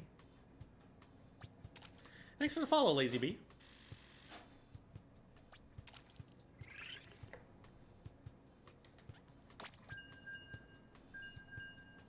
Practically the same, but there's only 3 shots. It's a slower moving projectile, I think. I don't know how big the hitboxes are, relatively speaking. Trizuka is more awkward to aim. Like, it's gonna take a lot more getting used to, I think, than Inkzuka probably did. But I think once people get used to it, it'll be the same kind of level of lethality, at least.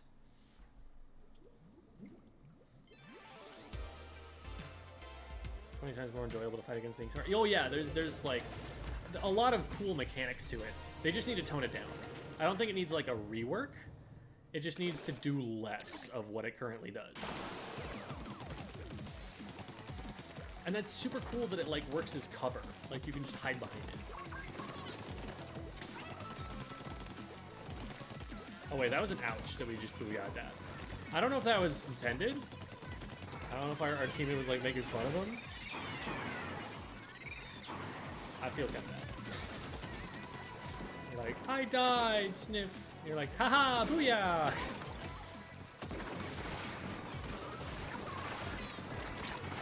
I am dead. Well, I got the E-leader, guys.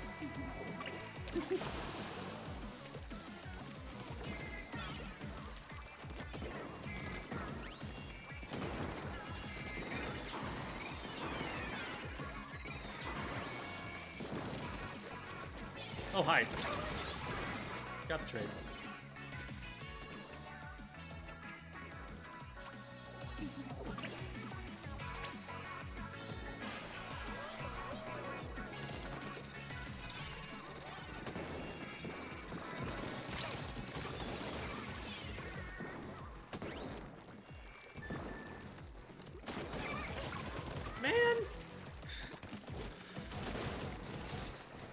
I'm sorry, teammate. I was just trying to live. Oh, man. That was really smart. That was really smart. They covered both angles by getting up on the wall there. Oh, I didn't mean to be here.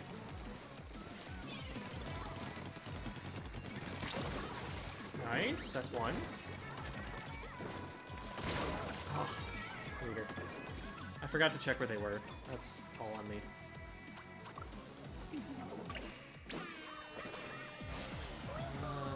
Just getting sniped. Wait a few seconds.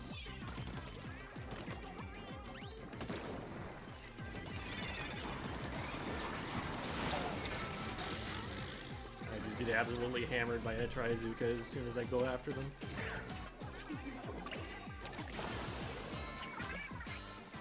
I think of how to... I guess I've still got to just Trizuka him.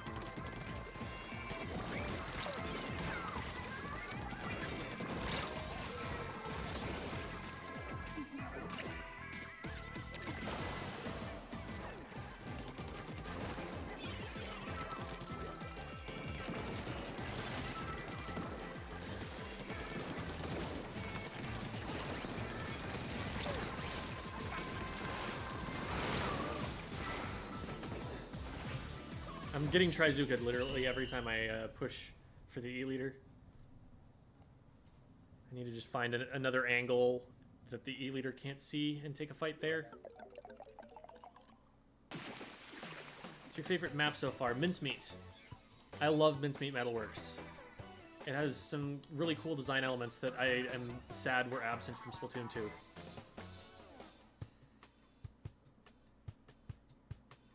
Alright. Have a good night, Annie. Weird apples with only MPU. I'm not proud of running that. I was losing matches on other regions too. How would you buff Ultra Stamp? The problem with Ultra Stamp is that it is a melee weapon in a shooter. It is bringing a knife to a gunfight. Any buff that you could make to it would make it not fun to counterplay. I just don't like it as a special idea for the lack of ability to engage an opponent at range.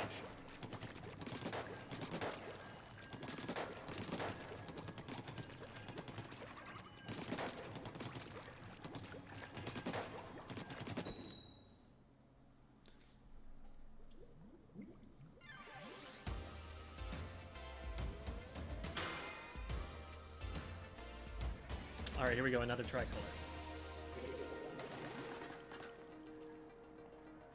Japanese players at the top level are better than the best North American players, and they have a lot more depth.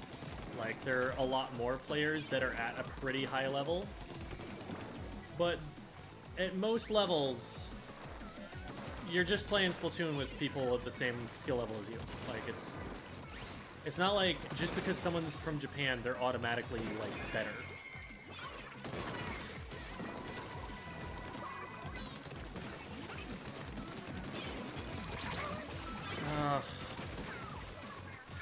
liked.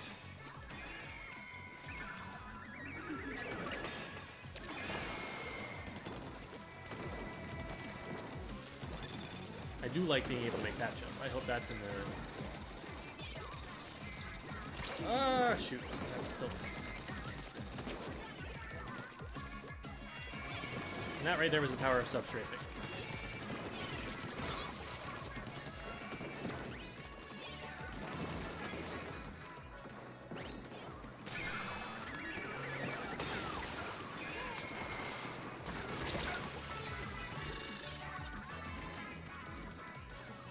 Nice. Okay. Oh, they haven't actually capped it once. I thought they got it once.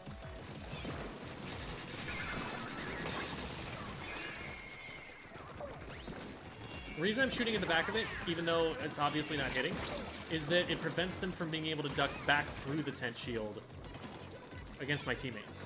I know I had teammates on the other side, so I prevent them that escape route, and now my teammates can shoot at the front side and be guaranteed to hit their shots.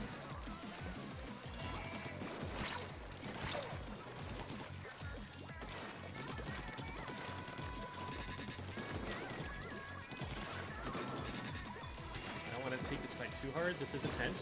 After all, they have the ability to just keep a fight going indefinitely.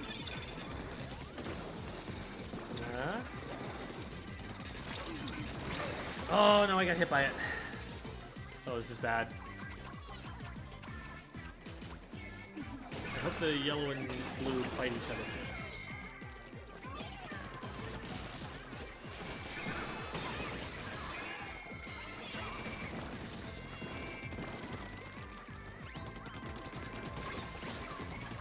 That was an important pick. I don't have to worry about blue side as much now. Yellow is down one. This is looking good.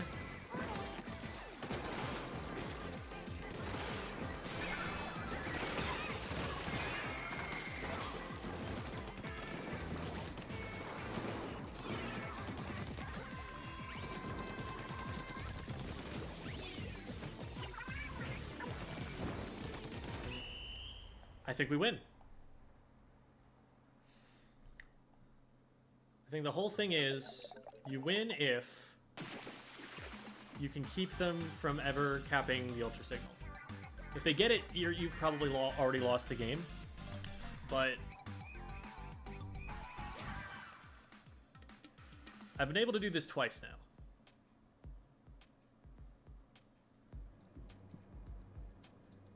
And that isn't even, you know, I'm not like necessarily carrying with that scoreline that hard. Like that's not a, what was it I got earlier? Like a 19 KA or something like that? Yeah, I didn't top frag on my team. That was just kind of generally pretty well played.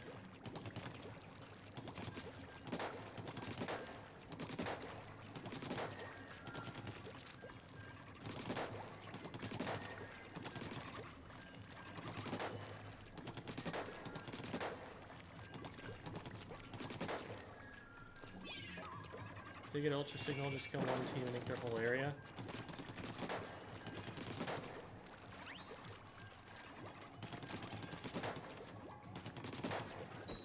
Do you want to focus on killing the team that has the sprinkler or the team that doesn't? Thoughts on the Brella buffs? I don't play Brellas, so I'm less familiar. It was one of the weapons I kind of wanted to do in the Weapon X series so that I could learn it prior to this game so that I have more of a background in it. So I'm not super confident to like comment on those. I would defer to, you know, what Prochara says.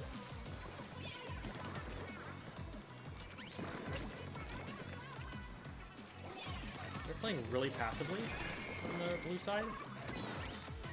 Whew.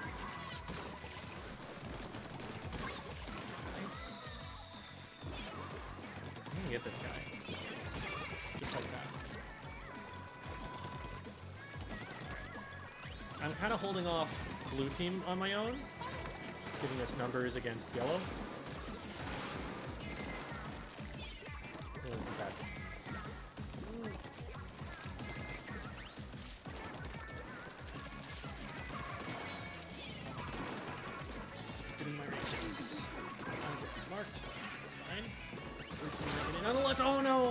for the charger. Oof. Okay. Hopefully we still have the numbers to deal with it.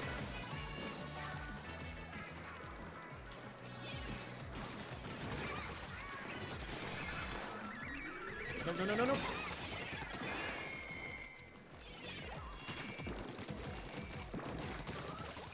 Nice, that's one.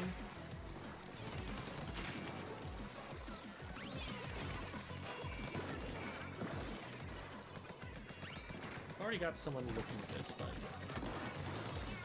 Oh, no, no, no, no! Oh, if someone caps for that. Oh, no.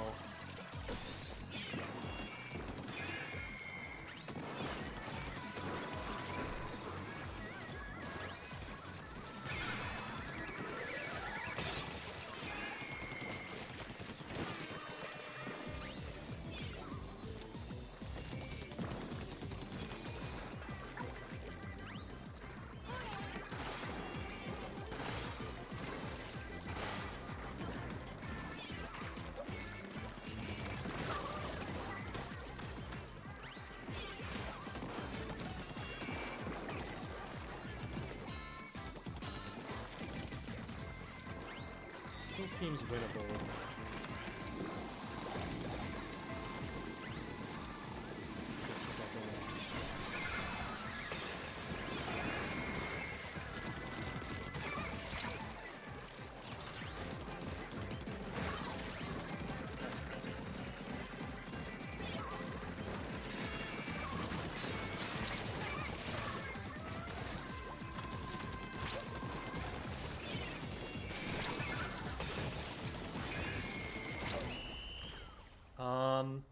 We definitely protected it.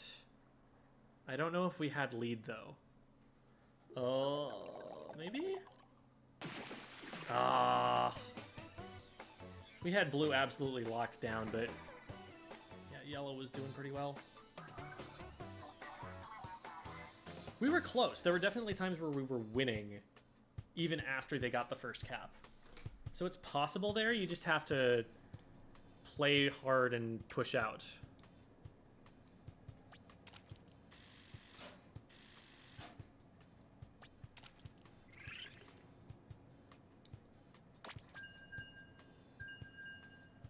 Alright.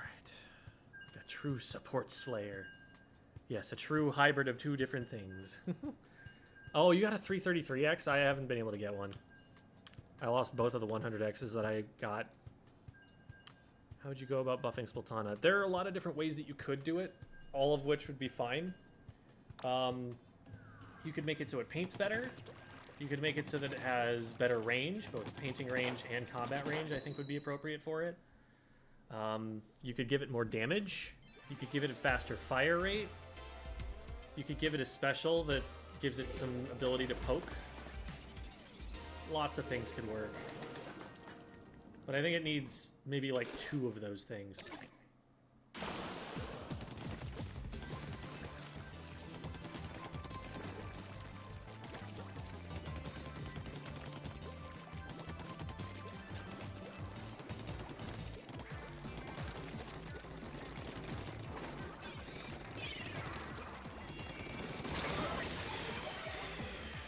Be able to win that. Now we didn't quite push all the way around. 1-for-1 trade. The other and zap. The other Captain Kulu. And that wasn't worth it all.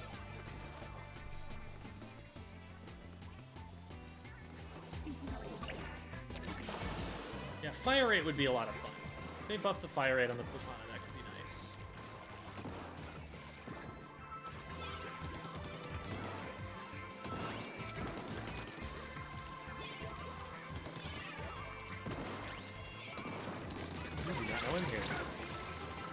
You do that.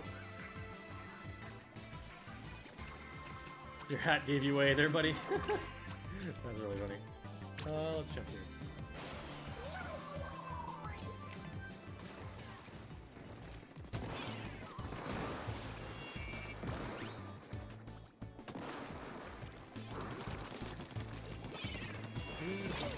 Over there, and then Nice. Okay, I figured the bomb would get him if he went that way.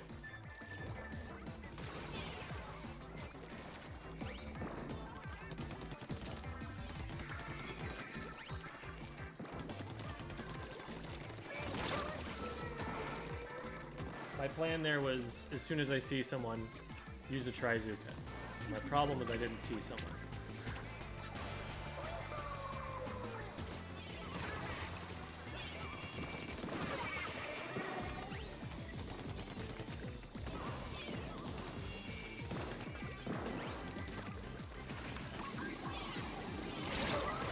Ooh.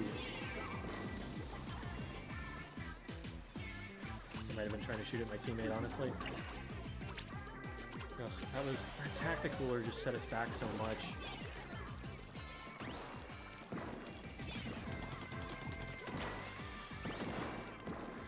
Life flashed before my eyes.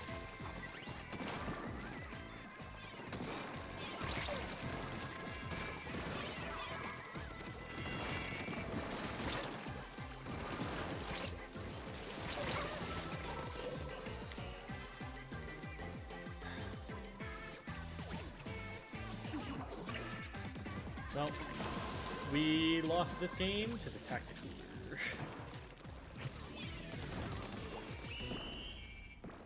Man, that's crazy. I'm gonna go use the restroom really quickly. I'll be right back.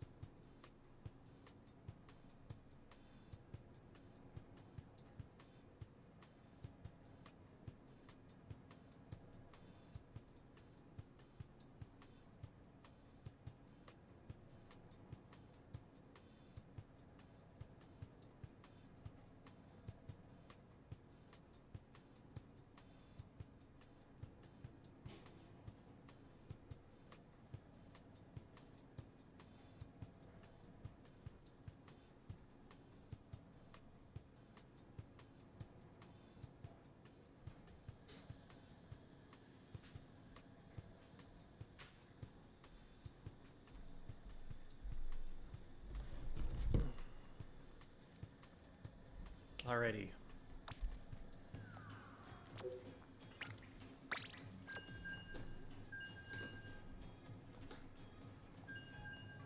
Splatoon 3 is definitely a lot of fun. I wish I could just keep playing it.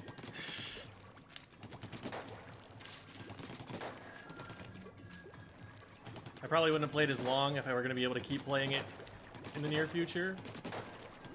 But this is the only Splatoon 3 I'm going to get until September. Gotta get all of my Splatoon 3. It's less than 2 weeks. It's not a terribly long time. And the nice thing is I'm going to be able to get some YouTube videos out of this footage, out of this content. I could do with a little bit less Scorched Gorge Turf War, though. I would really like this map to change. I think in objective modes, this is going to be insanely fun. But you need more ways into the opponent's side than apparently not.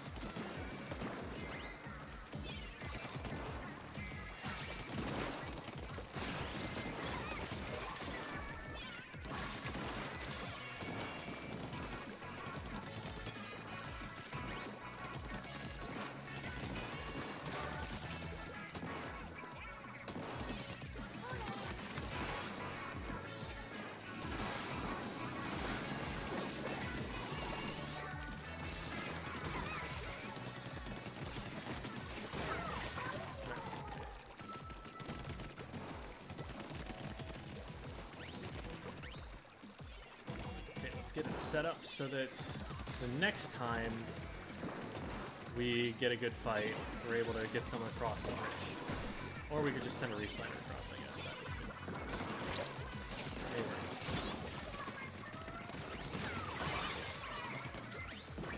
There's a wipe. And so for that, we jump across. And get sniped, maybe? What are the odds they think I'll just keep going? Yeah, we needed maybe one more person over there. It is good to have someone in mid still. Nice. Okay, we finally hit shots.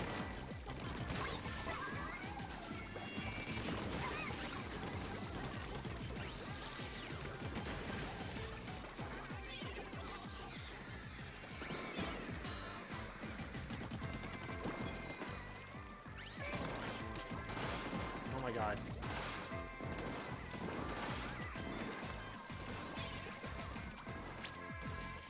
No, not that guy. Oh, I guess the one got splatted.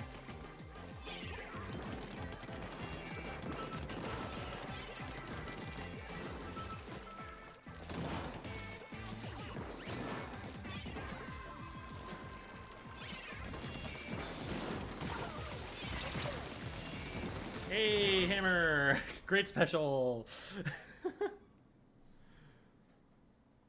That's the thing, like, if you make that hitbox hit me, that special's broken.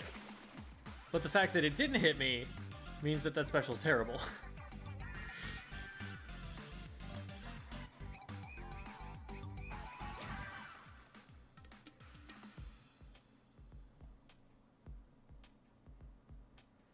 Yeah, Zip Caster with some armor, I think, is a good change.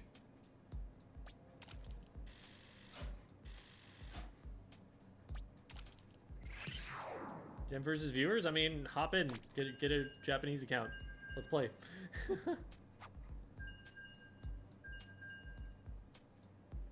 You'll have to snipe me.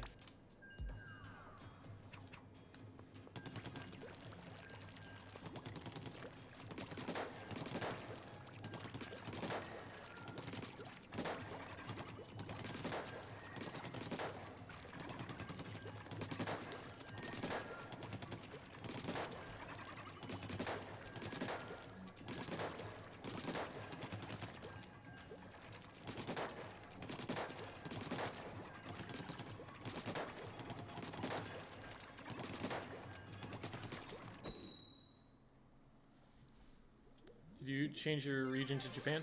I have multiple accounts. Like, that's what I use for the Weapon to X series. And so on one of them, I put that I was NA. One of them I put that I was EU. One of them I put that I was Japan. Okay, here we go. We have 3 52s and me. And honestly, I've never felt safer.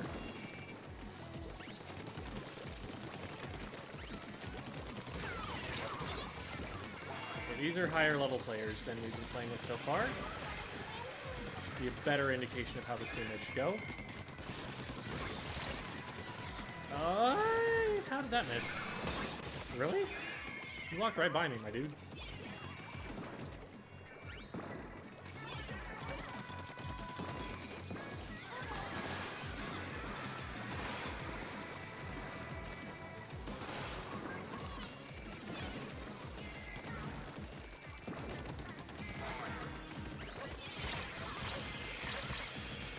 I died of that. Nice. Nice. Team absolutely cleaning up.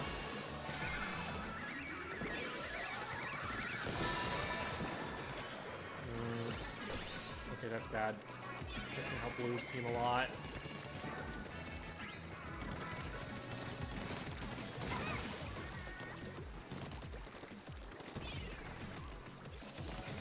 Still in control. Nice. Oh, hi.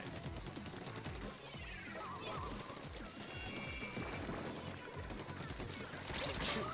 I I knew it was happening, and I just didn't have the resources to stop it. Nobody's watching that side of the map. It's all me.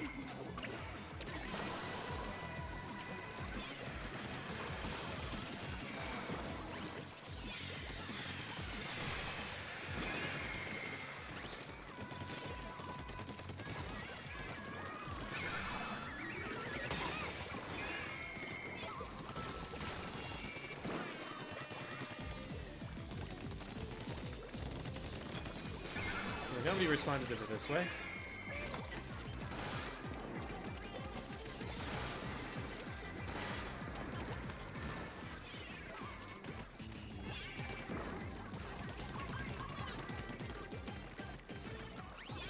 So far, so good.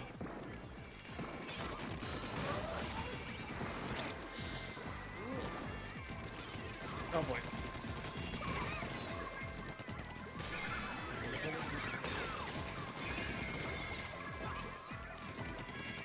Oh my god, that was clutch. Hey, hey, hey, hey. How did we let that... It was right behind me. We didn't have a lot of time that they needed for it.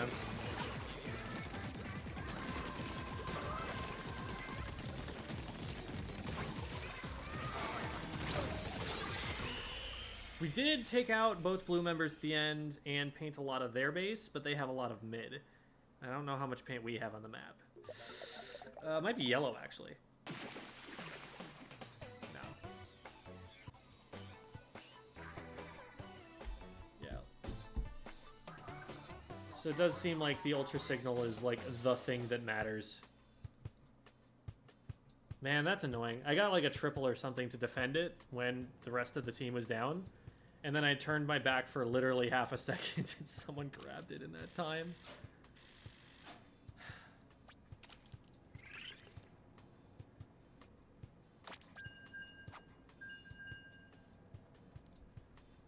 No one jumps? You mean super jumps? Or like jumps in combat or something?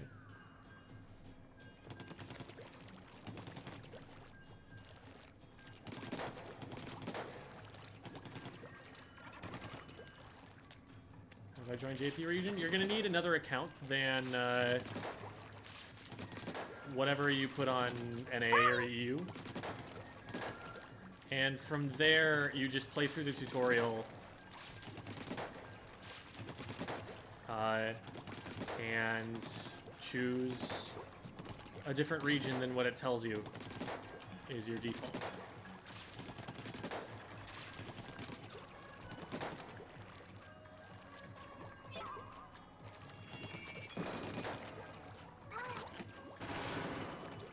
When are we gonna end? I'm gonna go for some more tricolors. I want to get a good sample size. Thanks for the follow, Scone Jones. Is it worth it? I mean, you've got how many more hours? I think it was 1 a.m. that the rotation changed. And so that was the halfway point. So you got 6 and some change, 6 hours, 45 minutes of Splatoon 3. The last Splatoon 3 available before the game comes out on September 9th.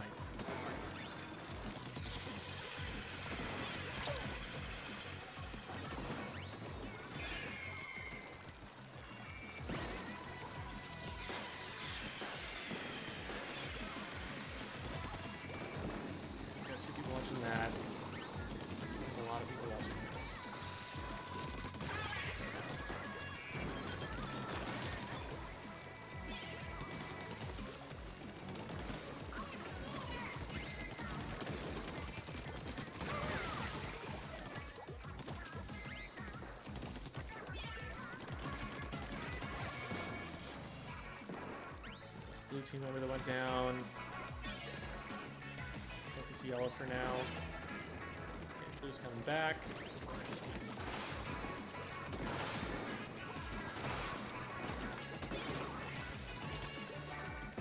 Another blue member down. Nice.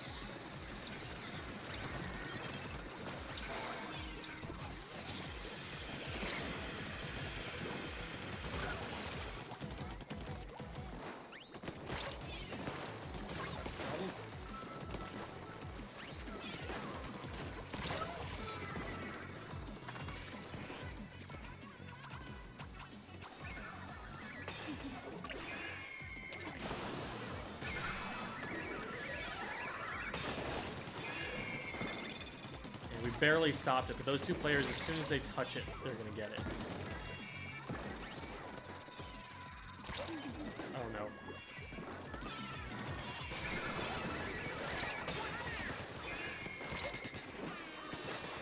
Oh, I'm so scared.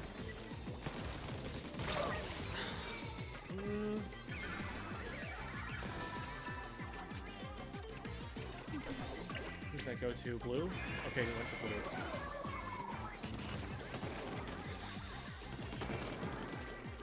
Take a piece of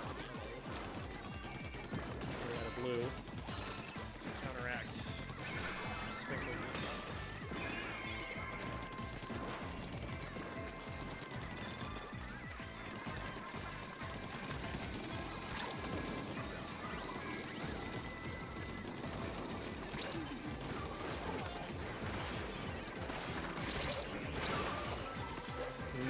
The big bubbler might do it.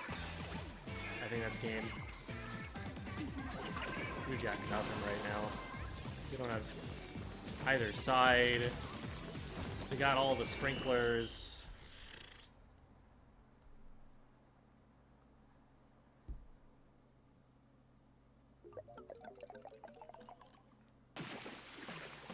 Yeah, this is hard.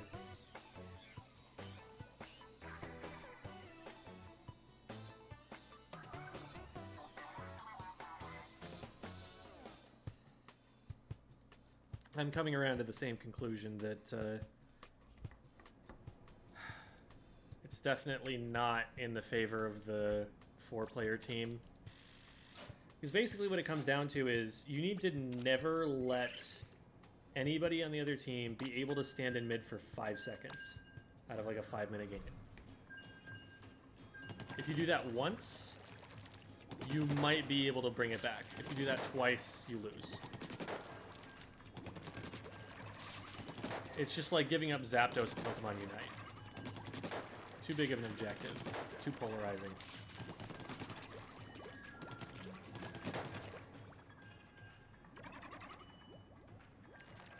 What do you think is the best ranked mode?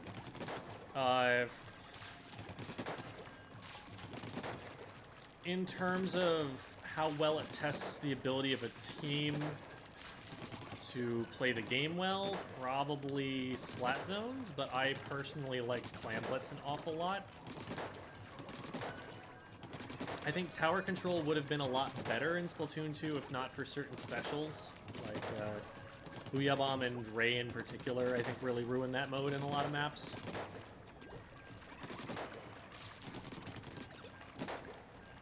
And then Rainmaker, too volatile, I think. Like, at top level, sure, defenses should be able to hold, but even at top level, I've seen some silly things work.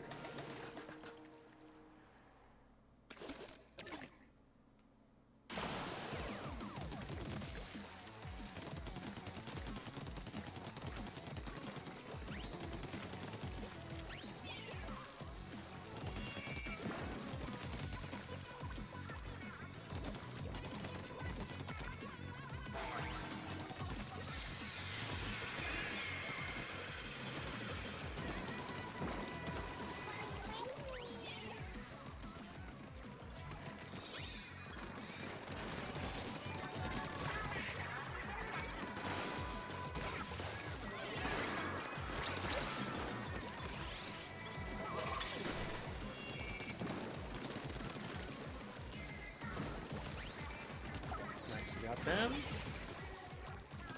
Yeah, a bunch of players going down, but it was both members of blue.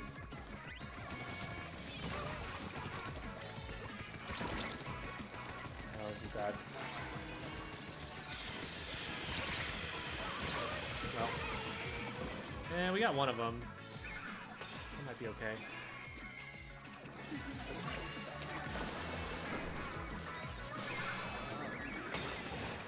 They're in time.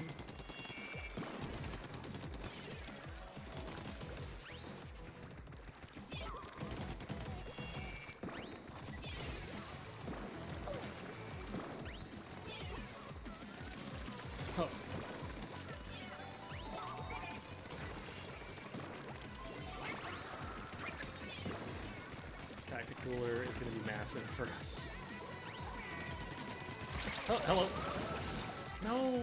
Oh, we needed one shot on them. Can we get back in time?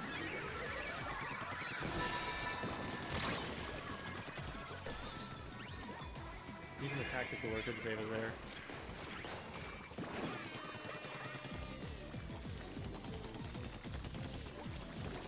Oh, that's a lot of blue. Where did that come from?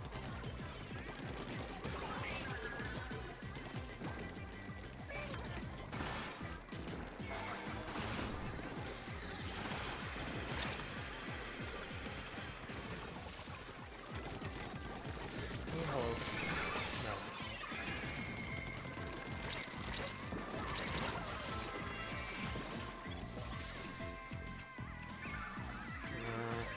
They're gonna get it.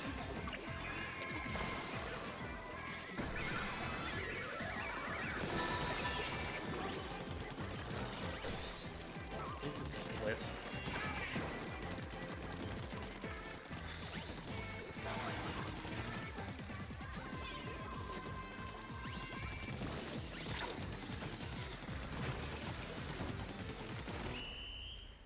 There's a lot of paint we got in the bases of the other teams, but with the Sprinkler Doom out, I don't know.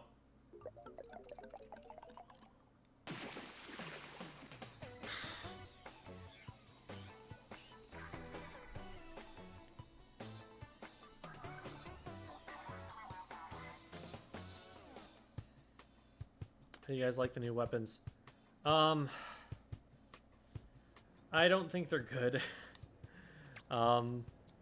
You know, cool designs and everything, just... It doesn't feel fluid, smooth, useful to play. Like, I get frustrated by, like, wanting to be able to do things and just not accomplishing anything by using the weapon.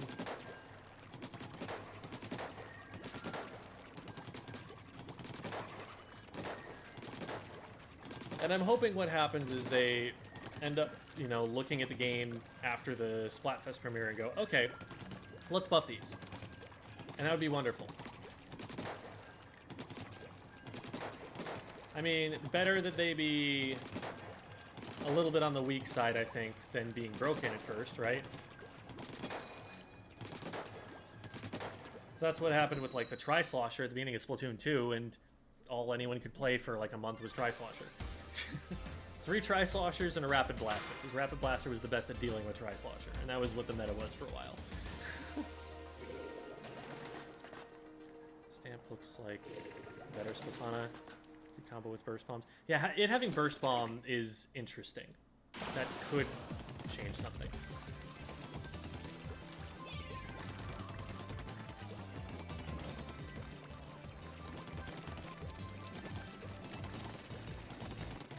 But right now, Splatana feels very similar to Undercover Rella.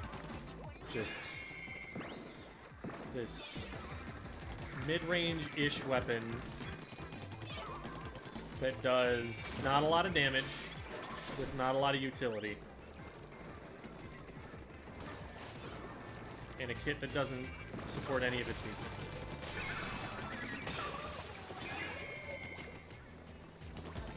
I feel like you can kind of just throw yourself at the Ultra Signal, and any amount of time that you're able to grab it is enough to still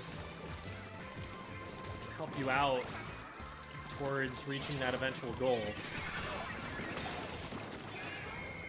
It's like they're getting closer and closer to capping it every time they do that, even though it's like just getting them splatted immediately.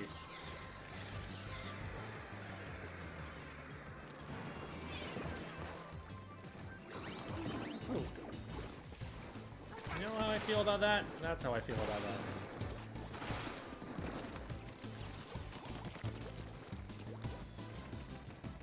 I like what we got right now. Remember, blue team down. Yellow team is being pretty passive. I feel like they're just like waiting and playing around tactic mode or something. And then rushing in, trying to use that buff to get it.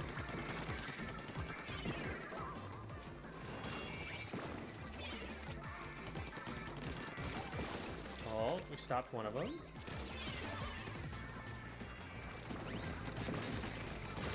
Crab tank coming in, and we stopped it.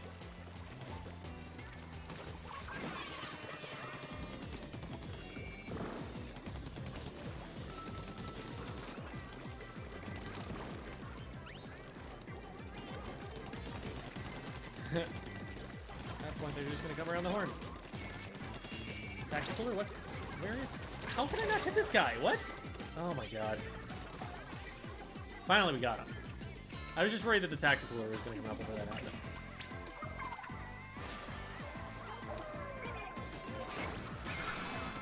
No.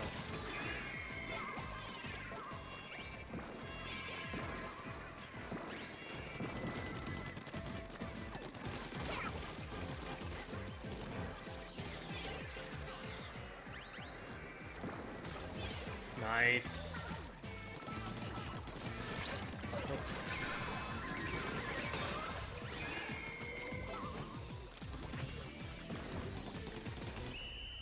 That was really solid. We just stopped them all game. I didn't get to play tricolor battles. What do you think of them? It's bizarre. It's like two very, very different game modes that you play depending on whether you're the winning team or not. And it's kind of fun being the team of two because you just have so many more players in the match, and so you're just getting like splat after splat. You're like, oh my god, oh my god, oh my god, my KA is so high and I'm still losing. That's kind of fun, but it kind of sucks for the winning team. Like in future, I could totally see people not wanting to be the winning team early on because they don't get to choose whether they play it or not. Like, they just have to pick open Turf War Splatfest and hope they get one of the two game modes that they want. It's a coin flip.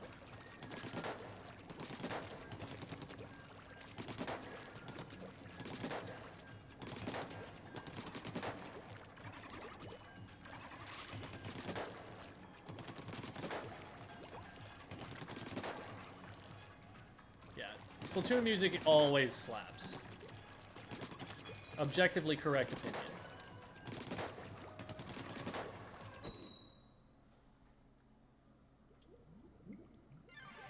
Yeah, allow the winner to choose whether to play tricolor. It might be difficult game design-wise, just from the number of players that they're going to get in it. They might need to have the queue be flexible for the winning team so they can get players into the types of matches that they need them. But it does seem like there is a significant advantage to being on a team of two.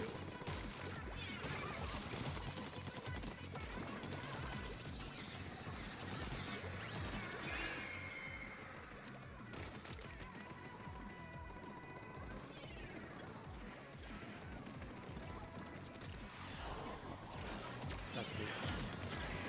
It's not where I thought.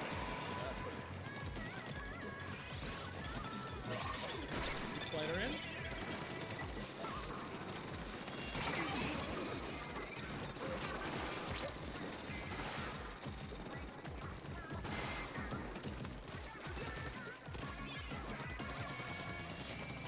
Some of those routes to get back in the mid.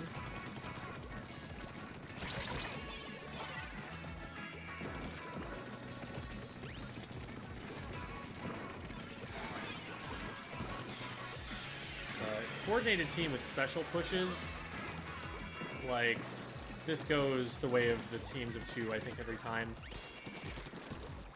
Because they just always have a pincer movement set up. And they only need to succeed, like, once in 3 minutes. It's a very long time to have to hold.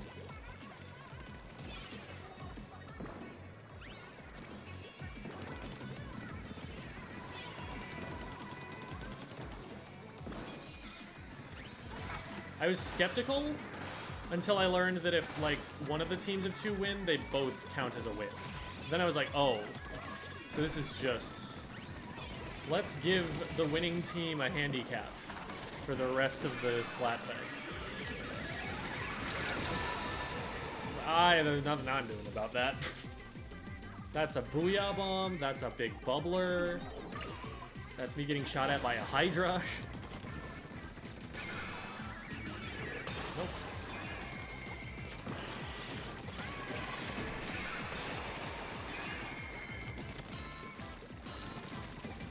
I need some kind of pressure on that Hydra. Oh my god.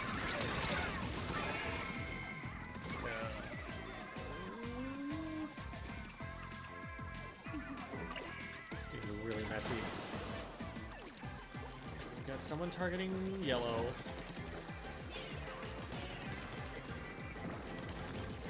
I feel like the blue Hydra is honestly a bigger part of like a lot of these pushes.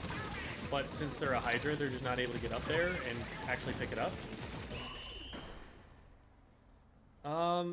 It depends on how well we did against yellow. I don't think we did well enough against yellow. I think yellow wins that. They got like 40.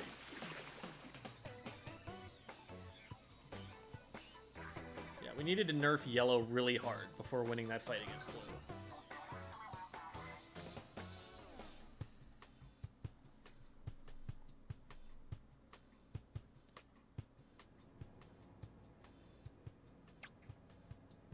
How do I change region? I didn't get to play.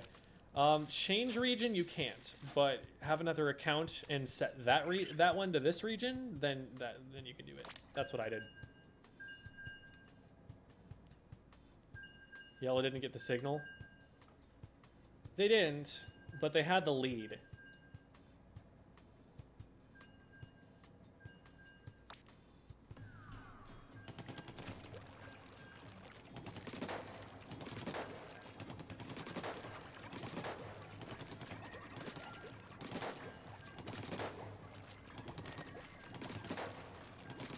I think I'll do a couple tricolor turf wars on Blaster, and then probably call it a night.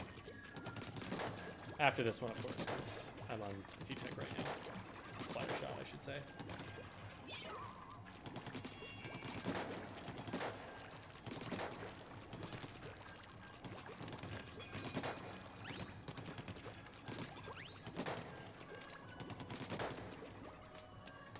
Oh, an arrow spray, that's the winning ticket. I don't know if you know my memes or not. Oh, here's another one.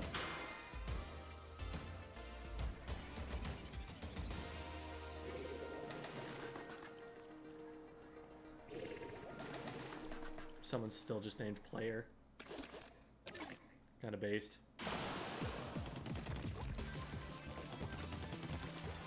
Or they might just be new, I don't know. Maybe they just got home from work and this is the first they're able to play. What is going on this side? Oh. That's... I see.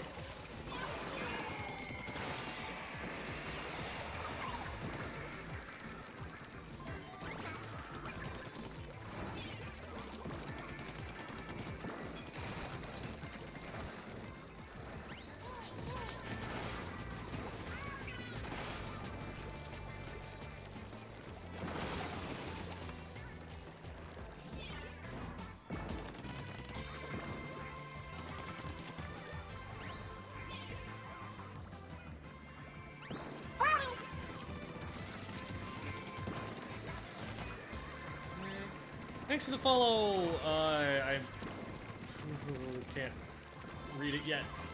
It says being shot at by Hydra. I'm sorry. Okay.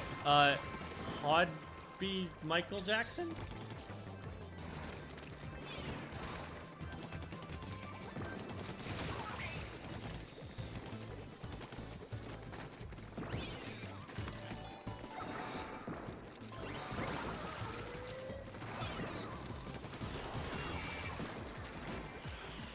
One down on the blue side, there's two down ours. Ooh. That's scary, yeah. Hold good. Whale gets the Hydra out of the way. Stay in there. Oh, crap. How did I survive that? What? I just don't even understand, like, game mechanics-wise, what happened.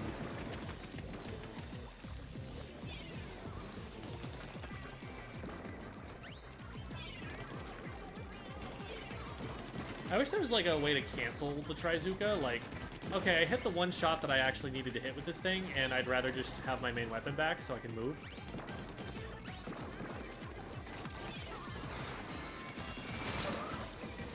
Oh, I'm alive. Ah!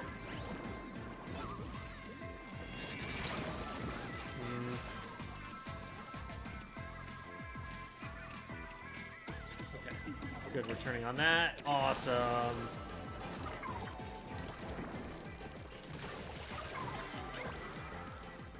Now blue team is severely nerfed, so now we just need to worry about the other side.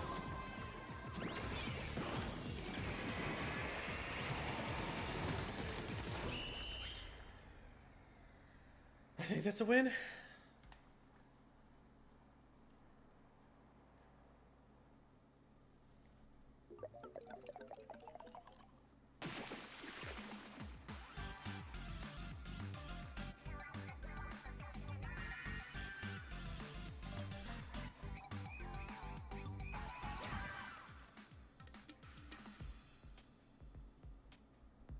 Nice, nice, nice.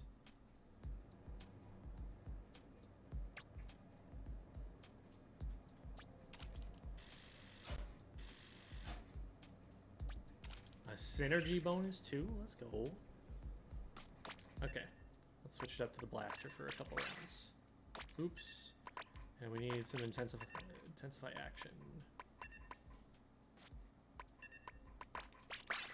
As I am playing blaster.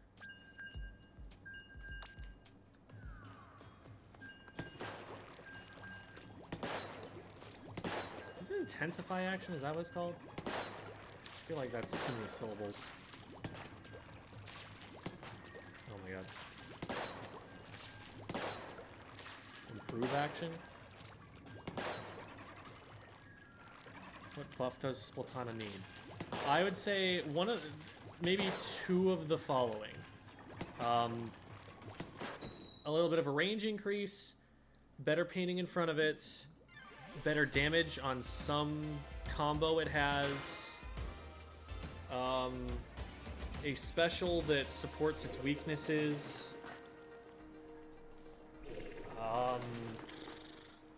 faster fire rate.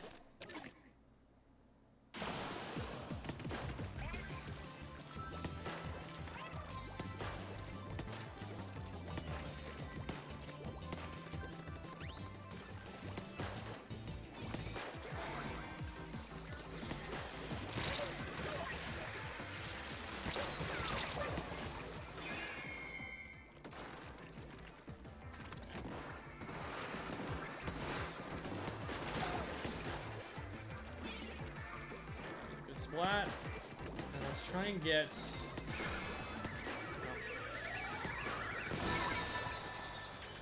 Oh, I even splatted them. I was gonna say let's try and get the zap before they get a tactical off. That was just poorly played. I saw that coming. I wasn't in a good position. Could have backed up or popped a special. That would work too. Oh no.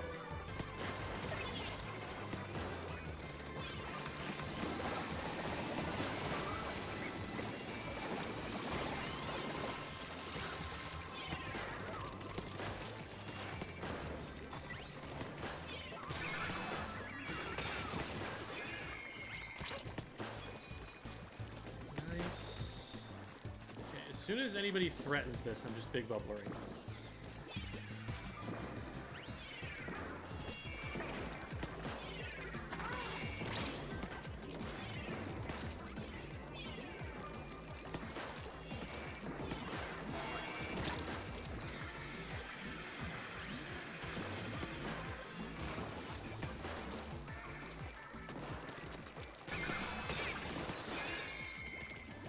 Actually got a spark off? That's insane. That looked like just a complete miss. Ah! God, they had a charger.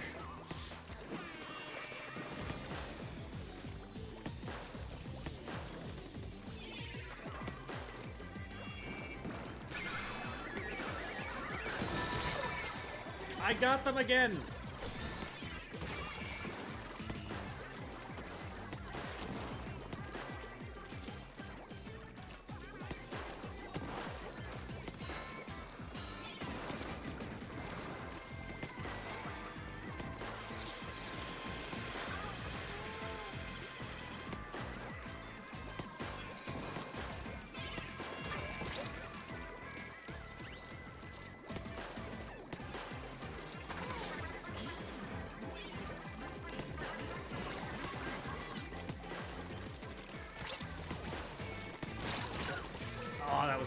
that needed to be. This is a very lost game, unfortunately.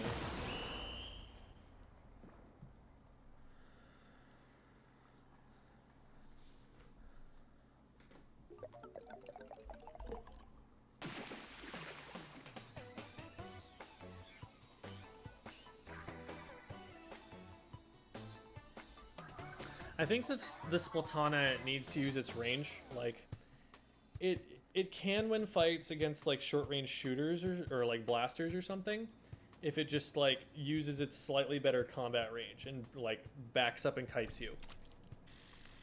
The charge shot goes a decent ways, and even the like uncharged swings can work in a pinch if you're getting like chased down.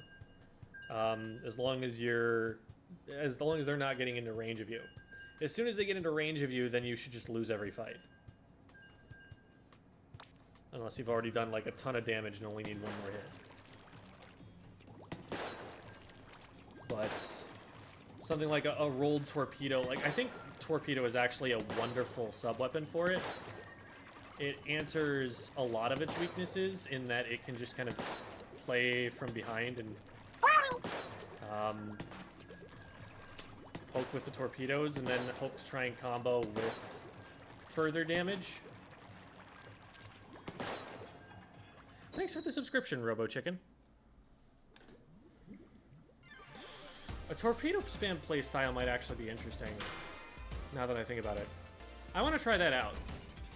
I want to see if I can like use the torpedo reliably enough that I can like get damage combos off. I'll just run a bunch of sub-saver.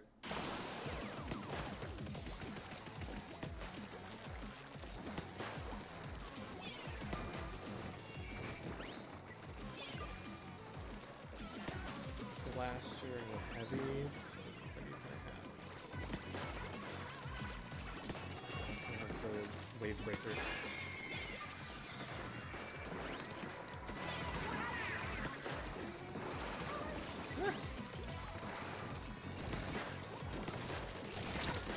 Please hit something. Oh my god.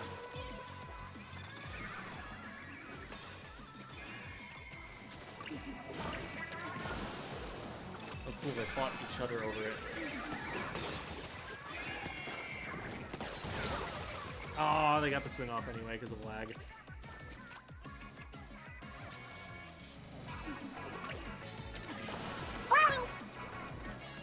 Thanks for the subscription, Leo Pixel Unleashed.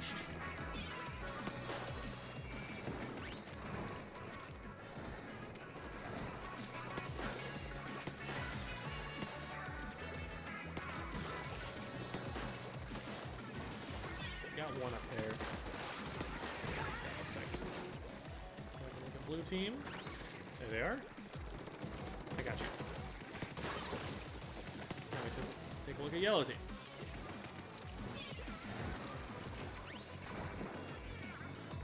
Oh my god. I didn't want to risk having to fall off there.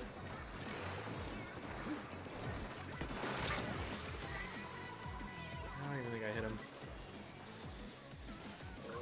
Okay, good job with the tent is really good, clutching it out right there. That was really good.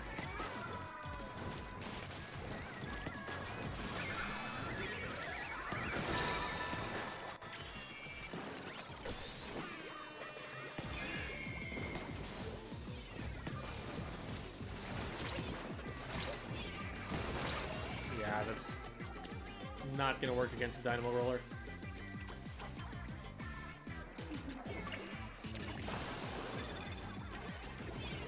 Goes downhill for us.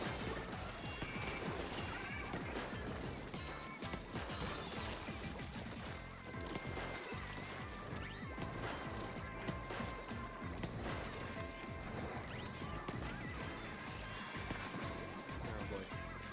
Can I make that? Yeah, I can make that.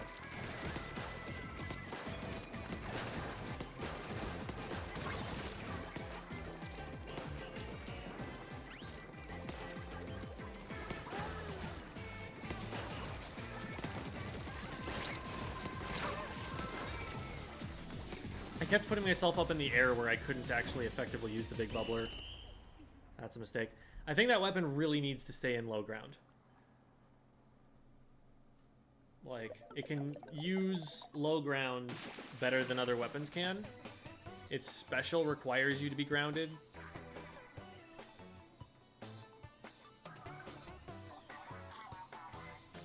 I think that's the place where it wants to be.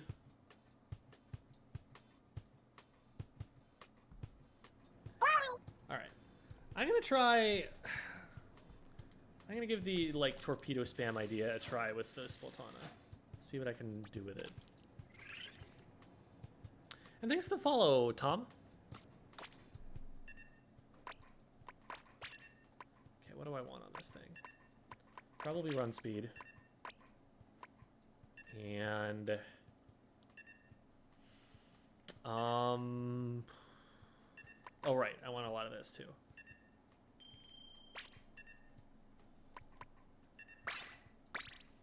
Let's try this idea. Well, that's a hat that I'm wearing. I'm not happy about it.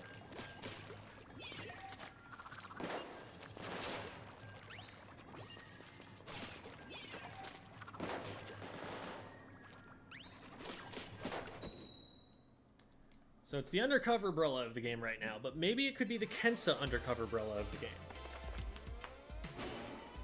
And of course it's 10x though.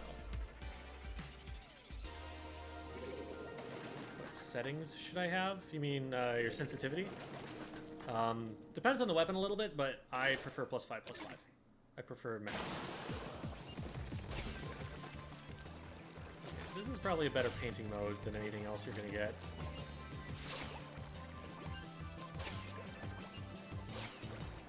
You get like a little bit of a wave bounce?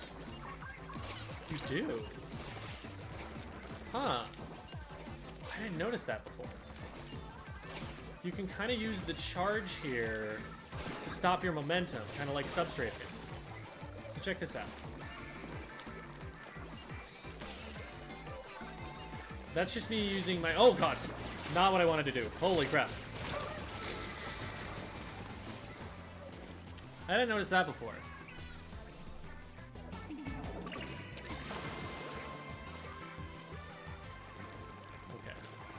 I've spent an entire minute playing this game.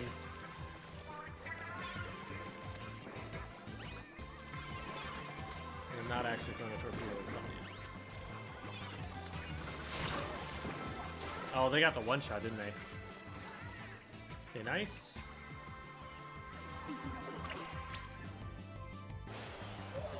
How are you playing? It's not letting me... Yeah, I've got a different region selected than I actually live in. The Splatfest is still going on in Japan.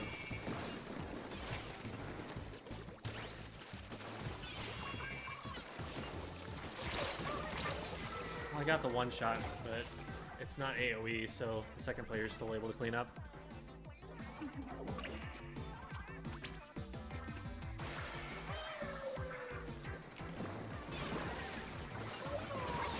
Oh god. Oh. I keep getting the dash because I'm staying too grounded. I need to be jumping before I go for an attack like that so that it doesn't just do the auto-target dash. That dash to the opponent is not helping much. I wish they would just give it a bigger hitbox instead of making you have to run to it.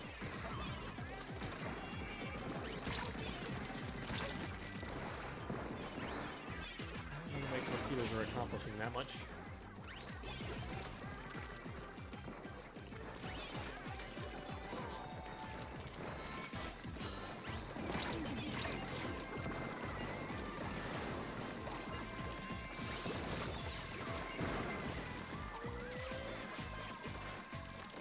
So you don't maintain charge.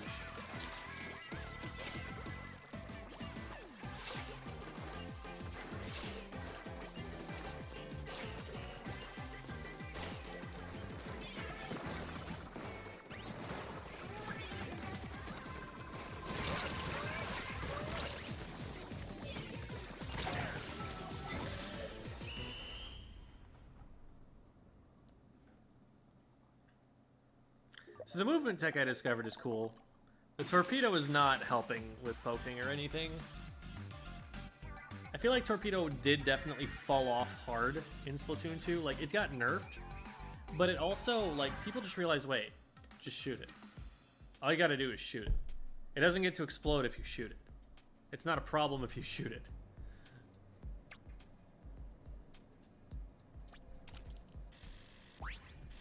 So, yeah, I'm not sold on that playstyle. We did win, though. We got a 10x battle.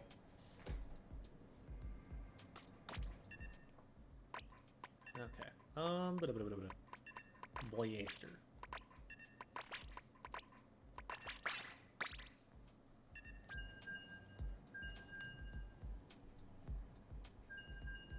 Direct on the Splatana is so satisfactory. Yes, yes. If you get it, it is sick. The problem is that the words "if you get it" go before it.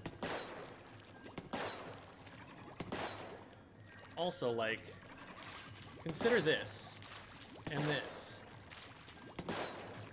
Consider how sick this is. Oh.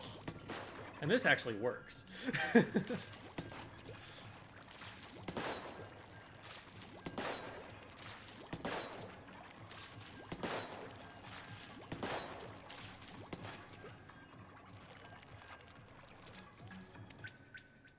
Oh.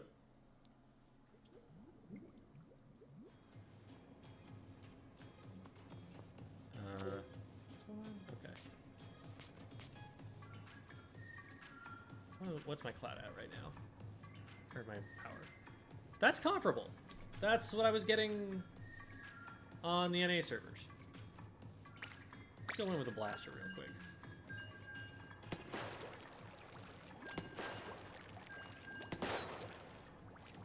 Wait, is Pro Mode also going to put me into a tricolor Splatfest? Or does it only happen in open battles? Because then you definitely have a choice. Maybe, you know, a choice that impacts your rank, but at least, you know, if you don't want to play tricolor, you don't have to. It's not the worst compromise.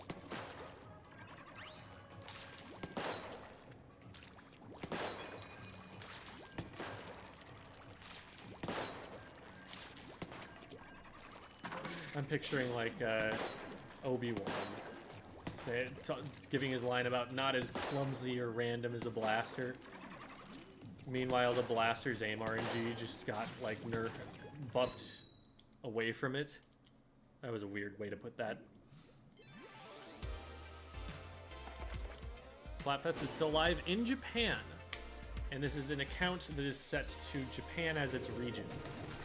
That's how I'm still on.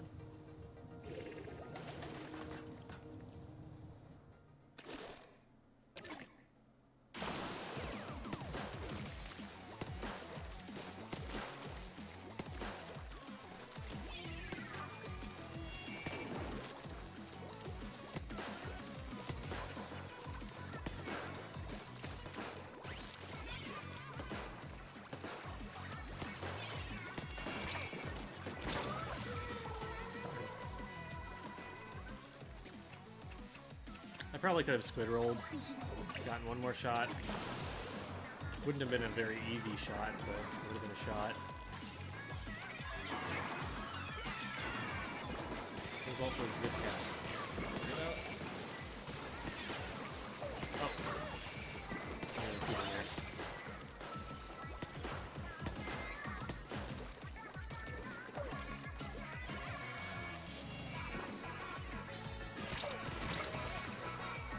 Oh, I did not have... Did my special not get charged? Is that what happened?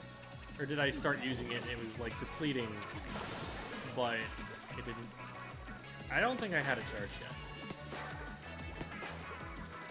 I wish it were, like, a little... Like, I liked the rainbow coloring from Splatoon 2.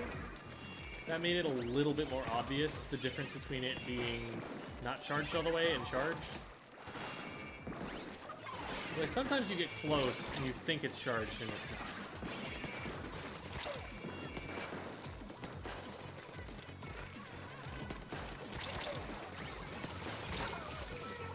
And then I get the big mobile.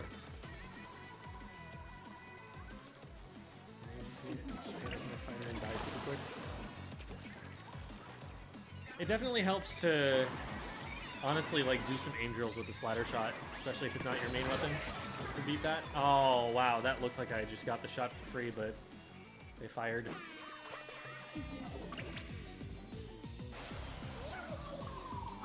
DLC usually released. I don't know if they had any DLC for Splatoon 1. Splatoon 2 Octo expansion, what was it, like 2019?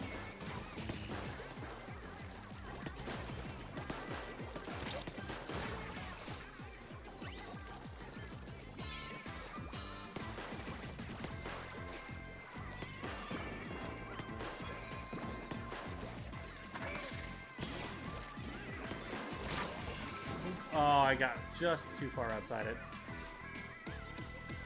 Nice. This might be bad. Oh, this is probably bad. Yeah, it's bad. Oh, we probably lose. Oh, next rank who have beaten her? Probably mostly people who haven't cared to beat her or didn't get the DLC or something. Maybe low X rank, but like a player with competitive experience will usually have the mechanical skill to get it eventually.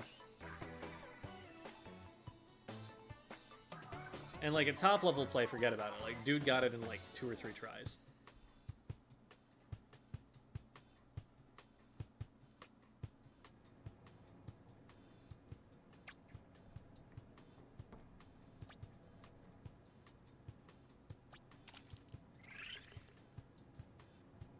Oh, that was a 10x? Oof. Wait, I don't care about scissors.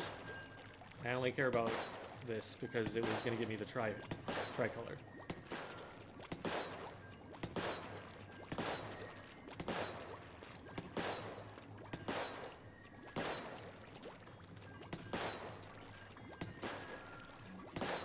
Oh. You shot blocked. What a dummy. Get it, dummy. I'm funny.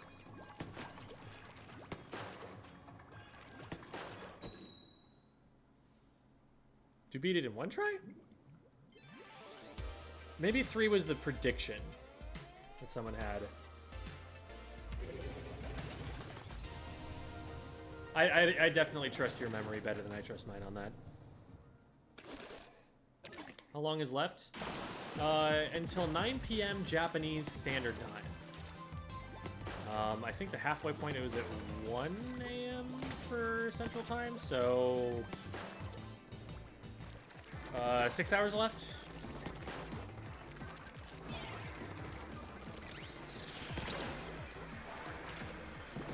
I'm definitely not going to be playing the whole thing. I'm not, like, staying up, messing up my sleep schedule for this or anything. I've already played since pretty early in the morning.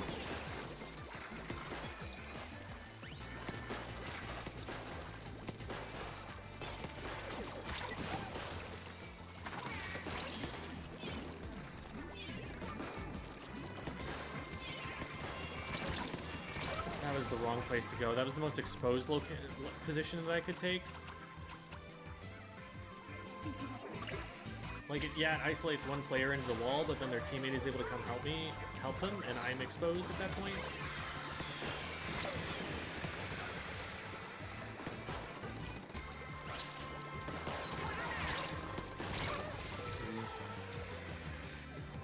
We're gonna throw a wrench and things.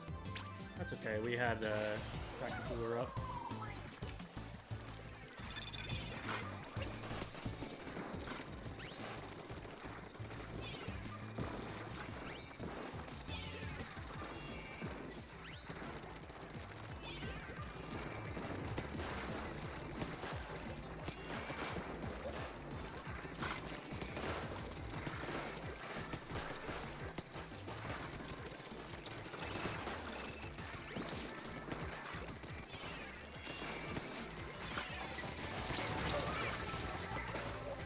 I was starting to squid roll there because I was anticipating at some point the Luna Blaster was going to peek me, and I wanted to be squid rolling for every shot that I took there in the event that I needed to armor through it.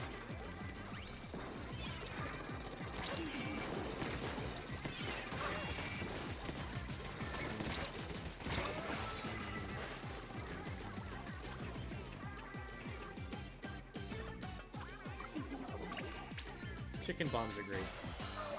I like them. They're my little minions. They go forth and do my evil bidding.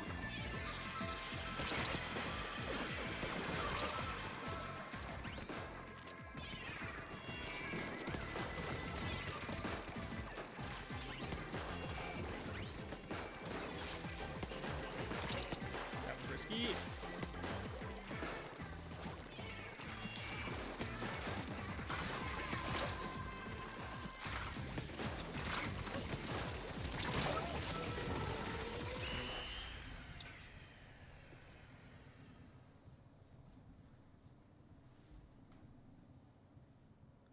This is Squid Game.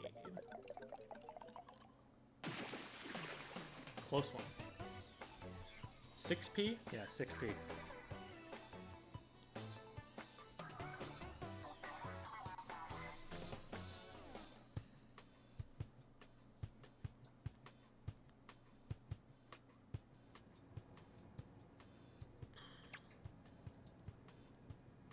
Yeah, not doing as well on the blaster, which is sad. I was hoping that it would be up to the same level as my shooters at this point, but I'm just not as good at it. I don't think it's bad. It's a lot of fun too, but I think my splatter shot is still stronger, which makes sense. I've practiced it a lot more.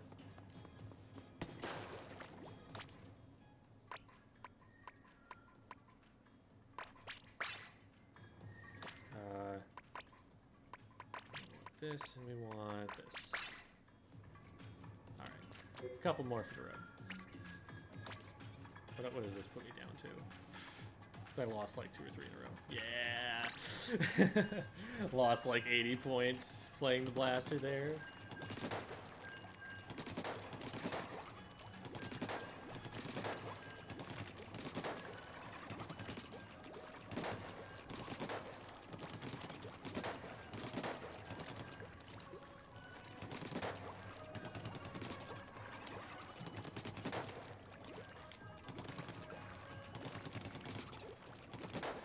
Get everywhere around it, and then the target.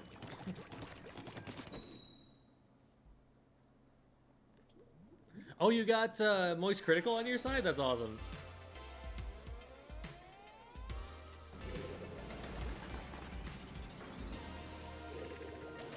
Ranking system for the Splatfest. Yeah, like they're running Glico 2 on it. If you just sit on the clout score over your pro ranking. Oh yes, it's Mincemeat. I love this map. This is my favorite map right now.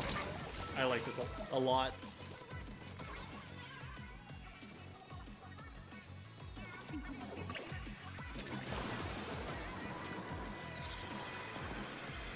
Yeah, if you sit on your Splatfest Pro, there is a number like 1900, 1800, 2K, something like that. And that is the same thing as like an X power or a power level in Splatoon 2. Same exact ranking system. It's confirmed by data miners that it's like exactly the same. They had position on me, but they missed too many shots.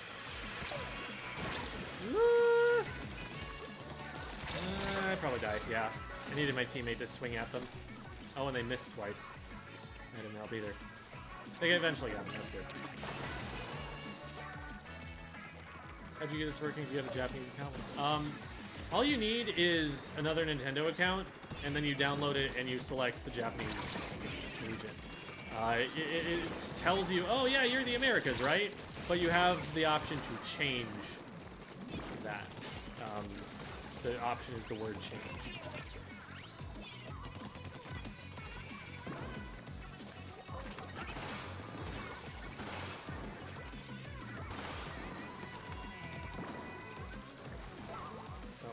Well, that's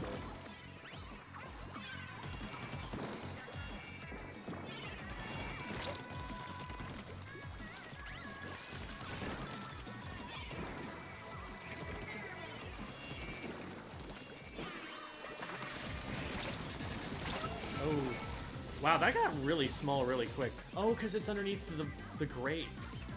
It conforms to the environment that it's released in.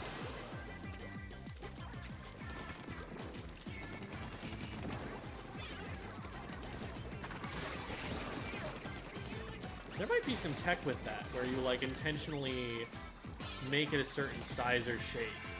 I don't know, I feel like you'd still want it to be relatively big most of the time. Maybe smaller makes it more difficult to push into, especially against shorter range weapons.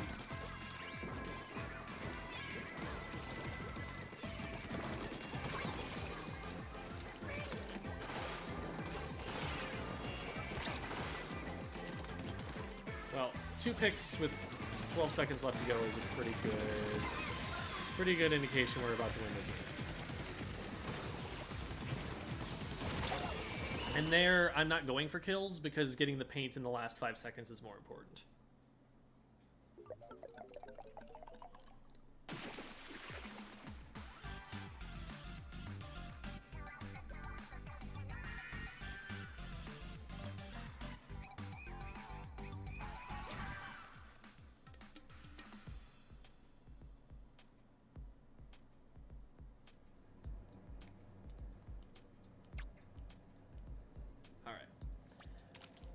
I'm gonna say this is my last one. It's very late at night, and it has been a long day of streaming it. But it's been a lot of fun. This is a very good game, and I'm really looking forward to making content for it, playing it competitively, just grinding the crap out of this.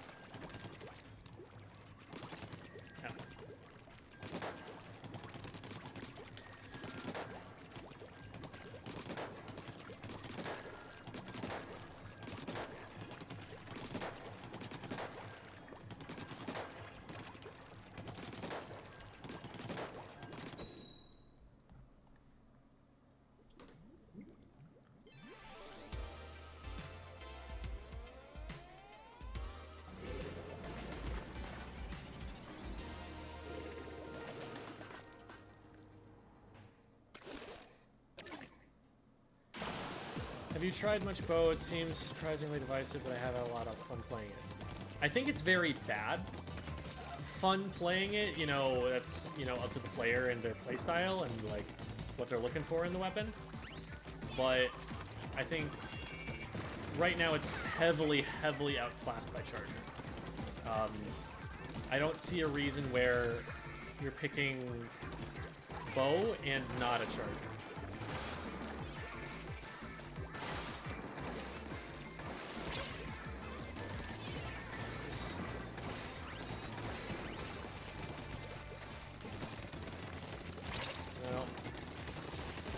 Slot right around the corner because there was a jump below there. I just got kind of stuck because the end zap was there.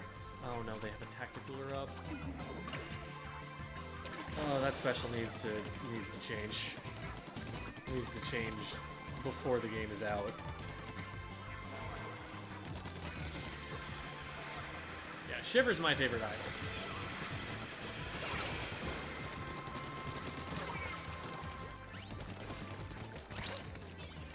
Gone for that, maybe?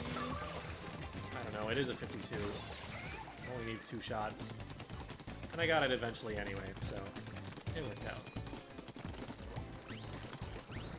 That is a lot of paint we just got in the base.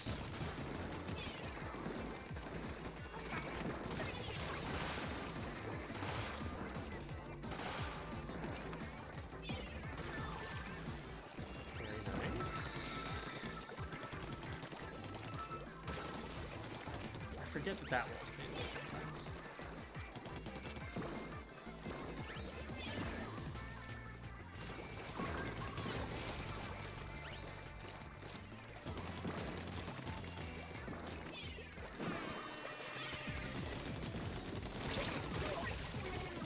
Nice. Oh shoot, there are 2 of them.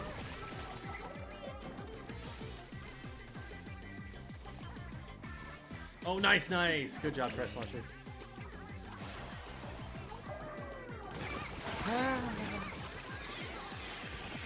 Very dangerous. Would not recommend that one. Stop him with attack.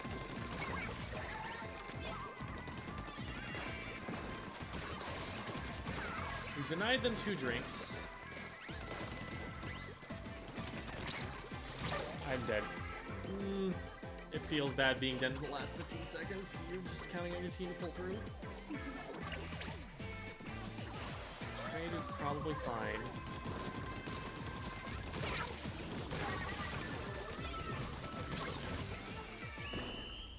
We got a bunch of picks in the end. I just don't know if the paint ends up coming through for us. I think we did it. Nice. And that is a good way to end it. Okay. I have no idea if anybody is still streaming. It is an absurd hour of the morning. Might just have to call it quits here.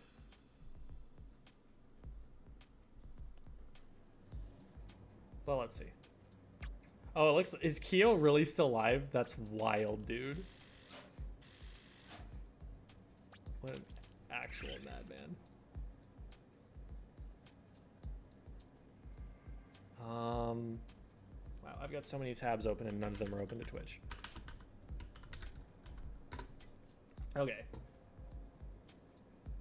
We're going to go and raid Keo, assuming that I was, you know, the page was correct and he is actually still live.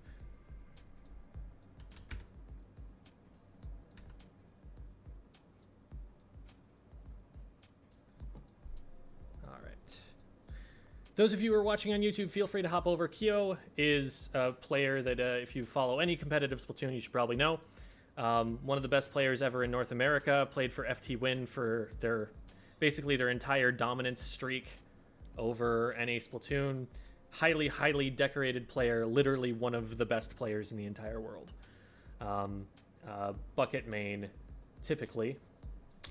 And they're playing Splatoon 3, so we're going to go raid them.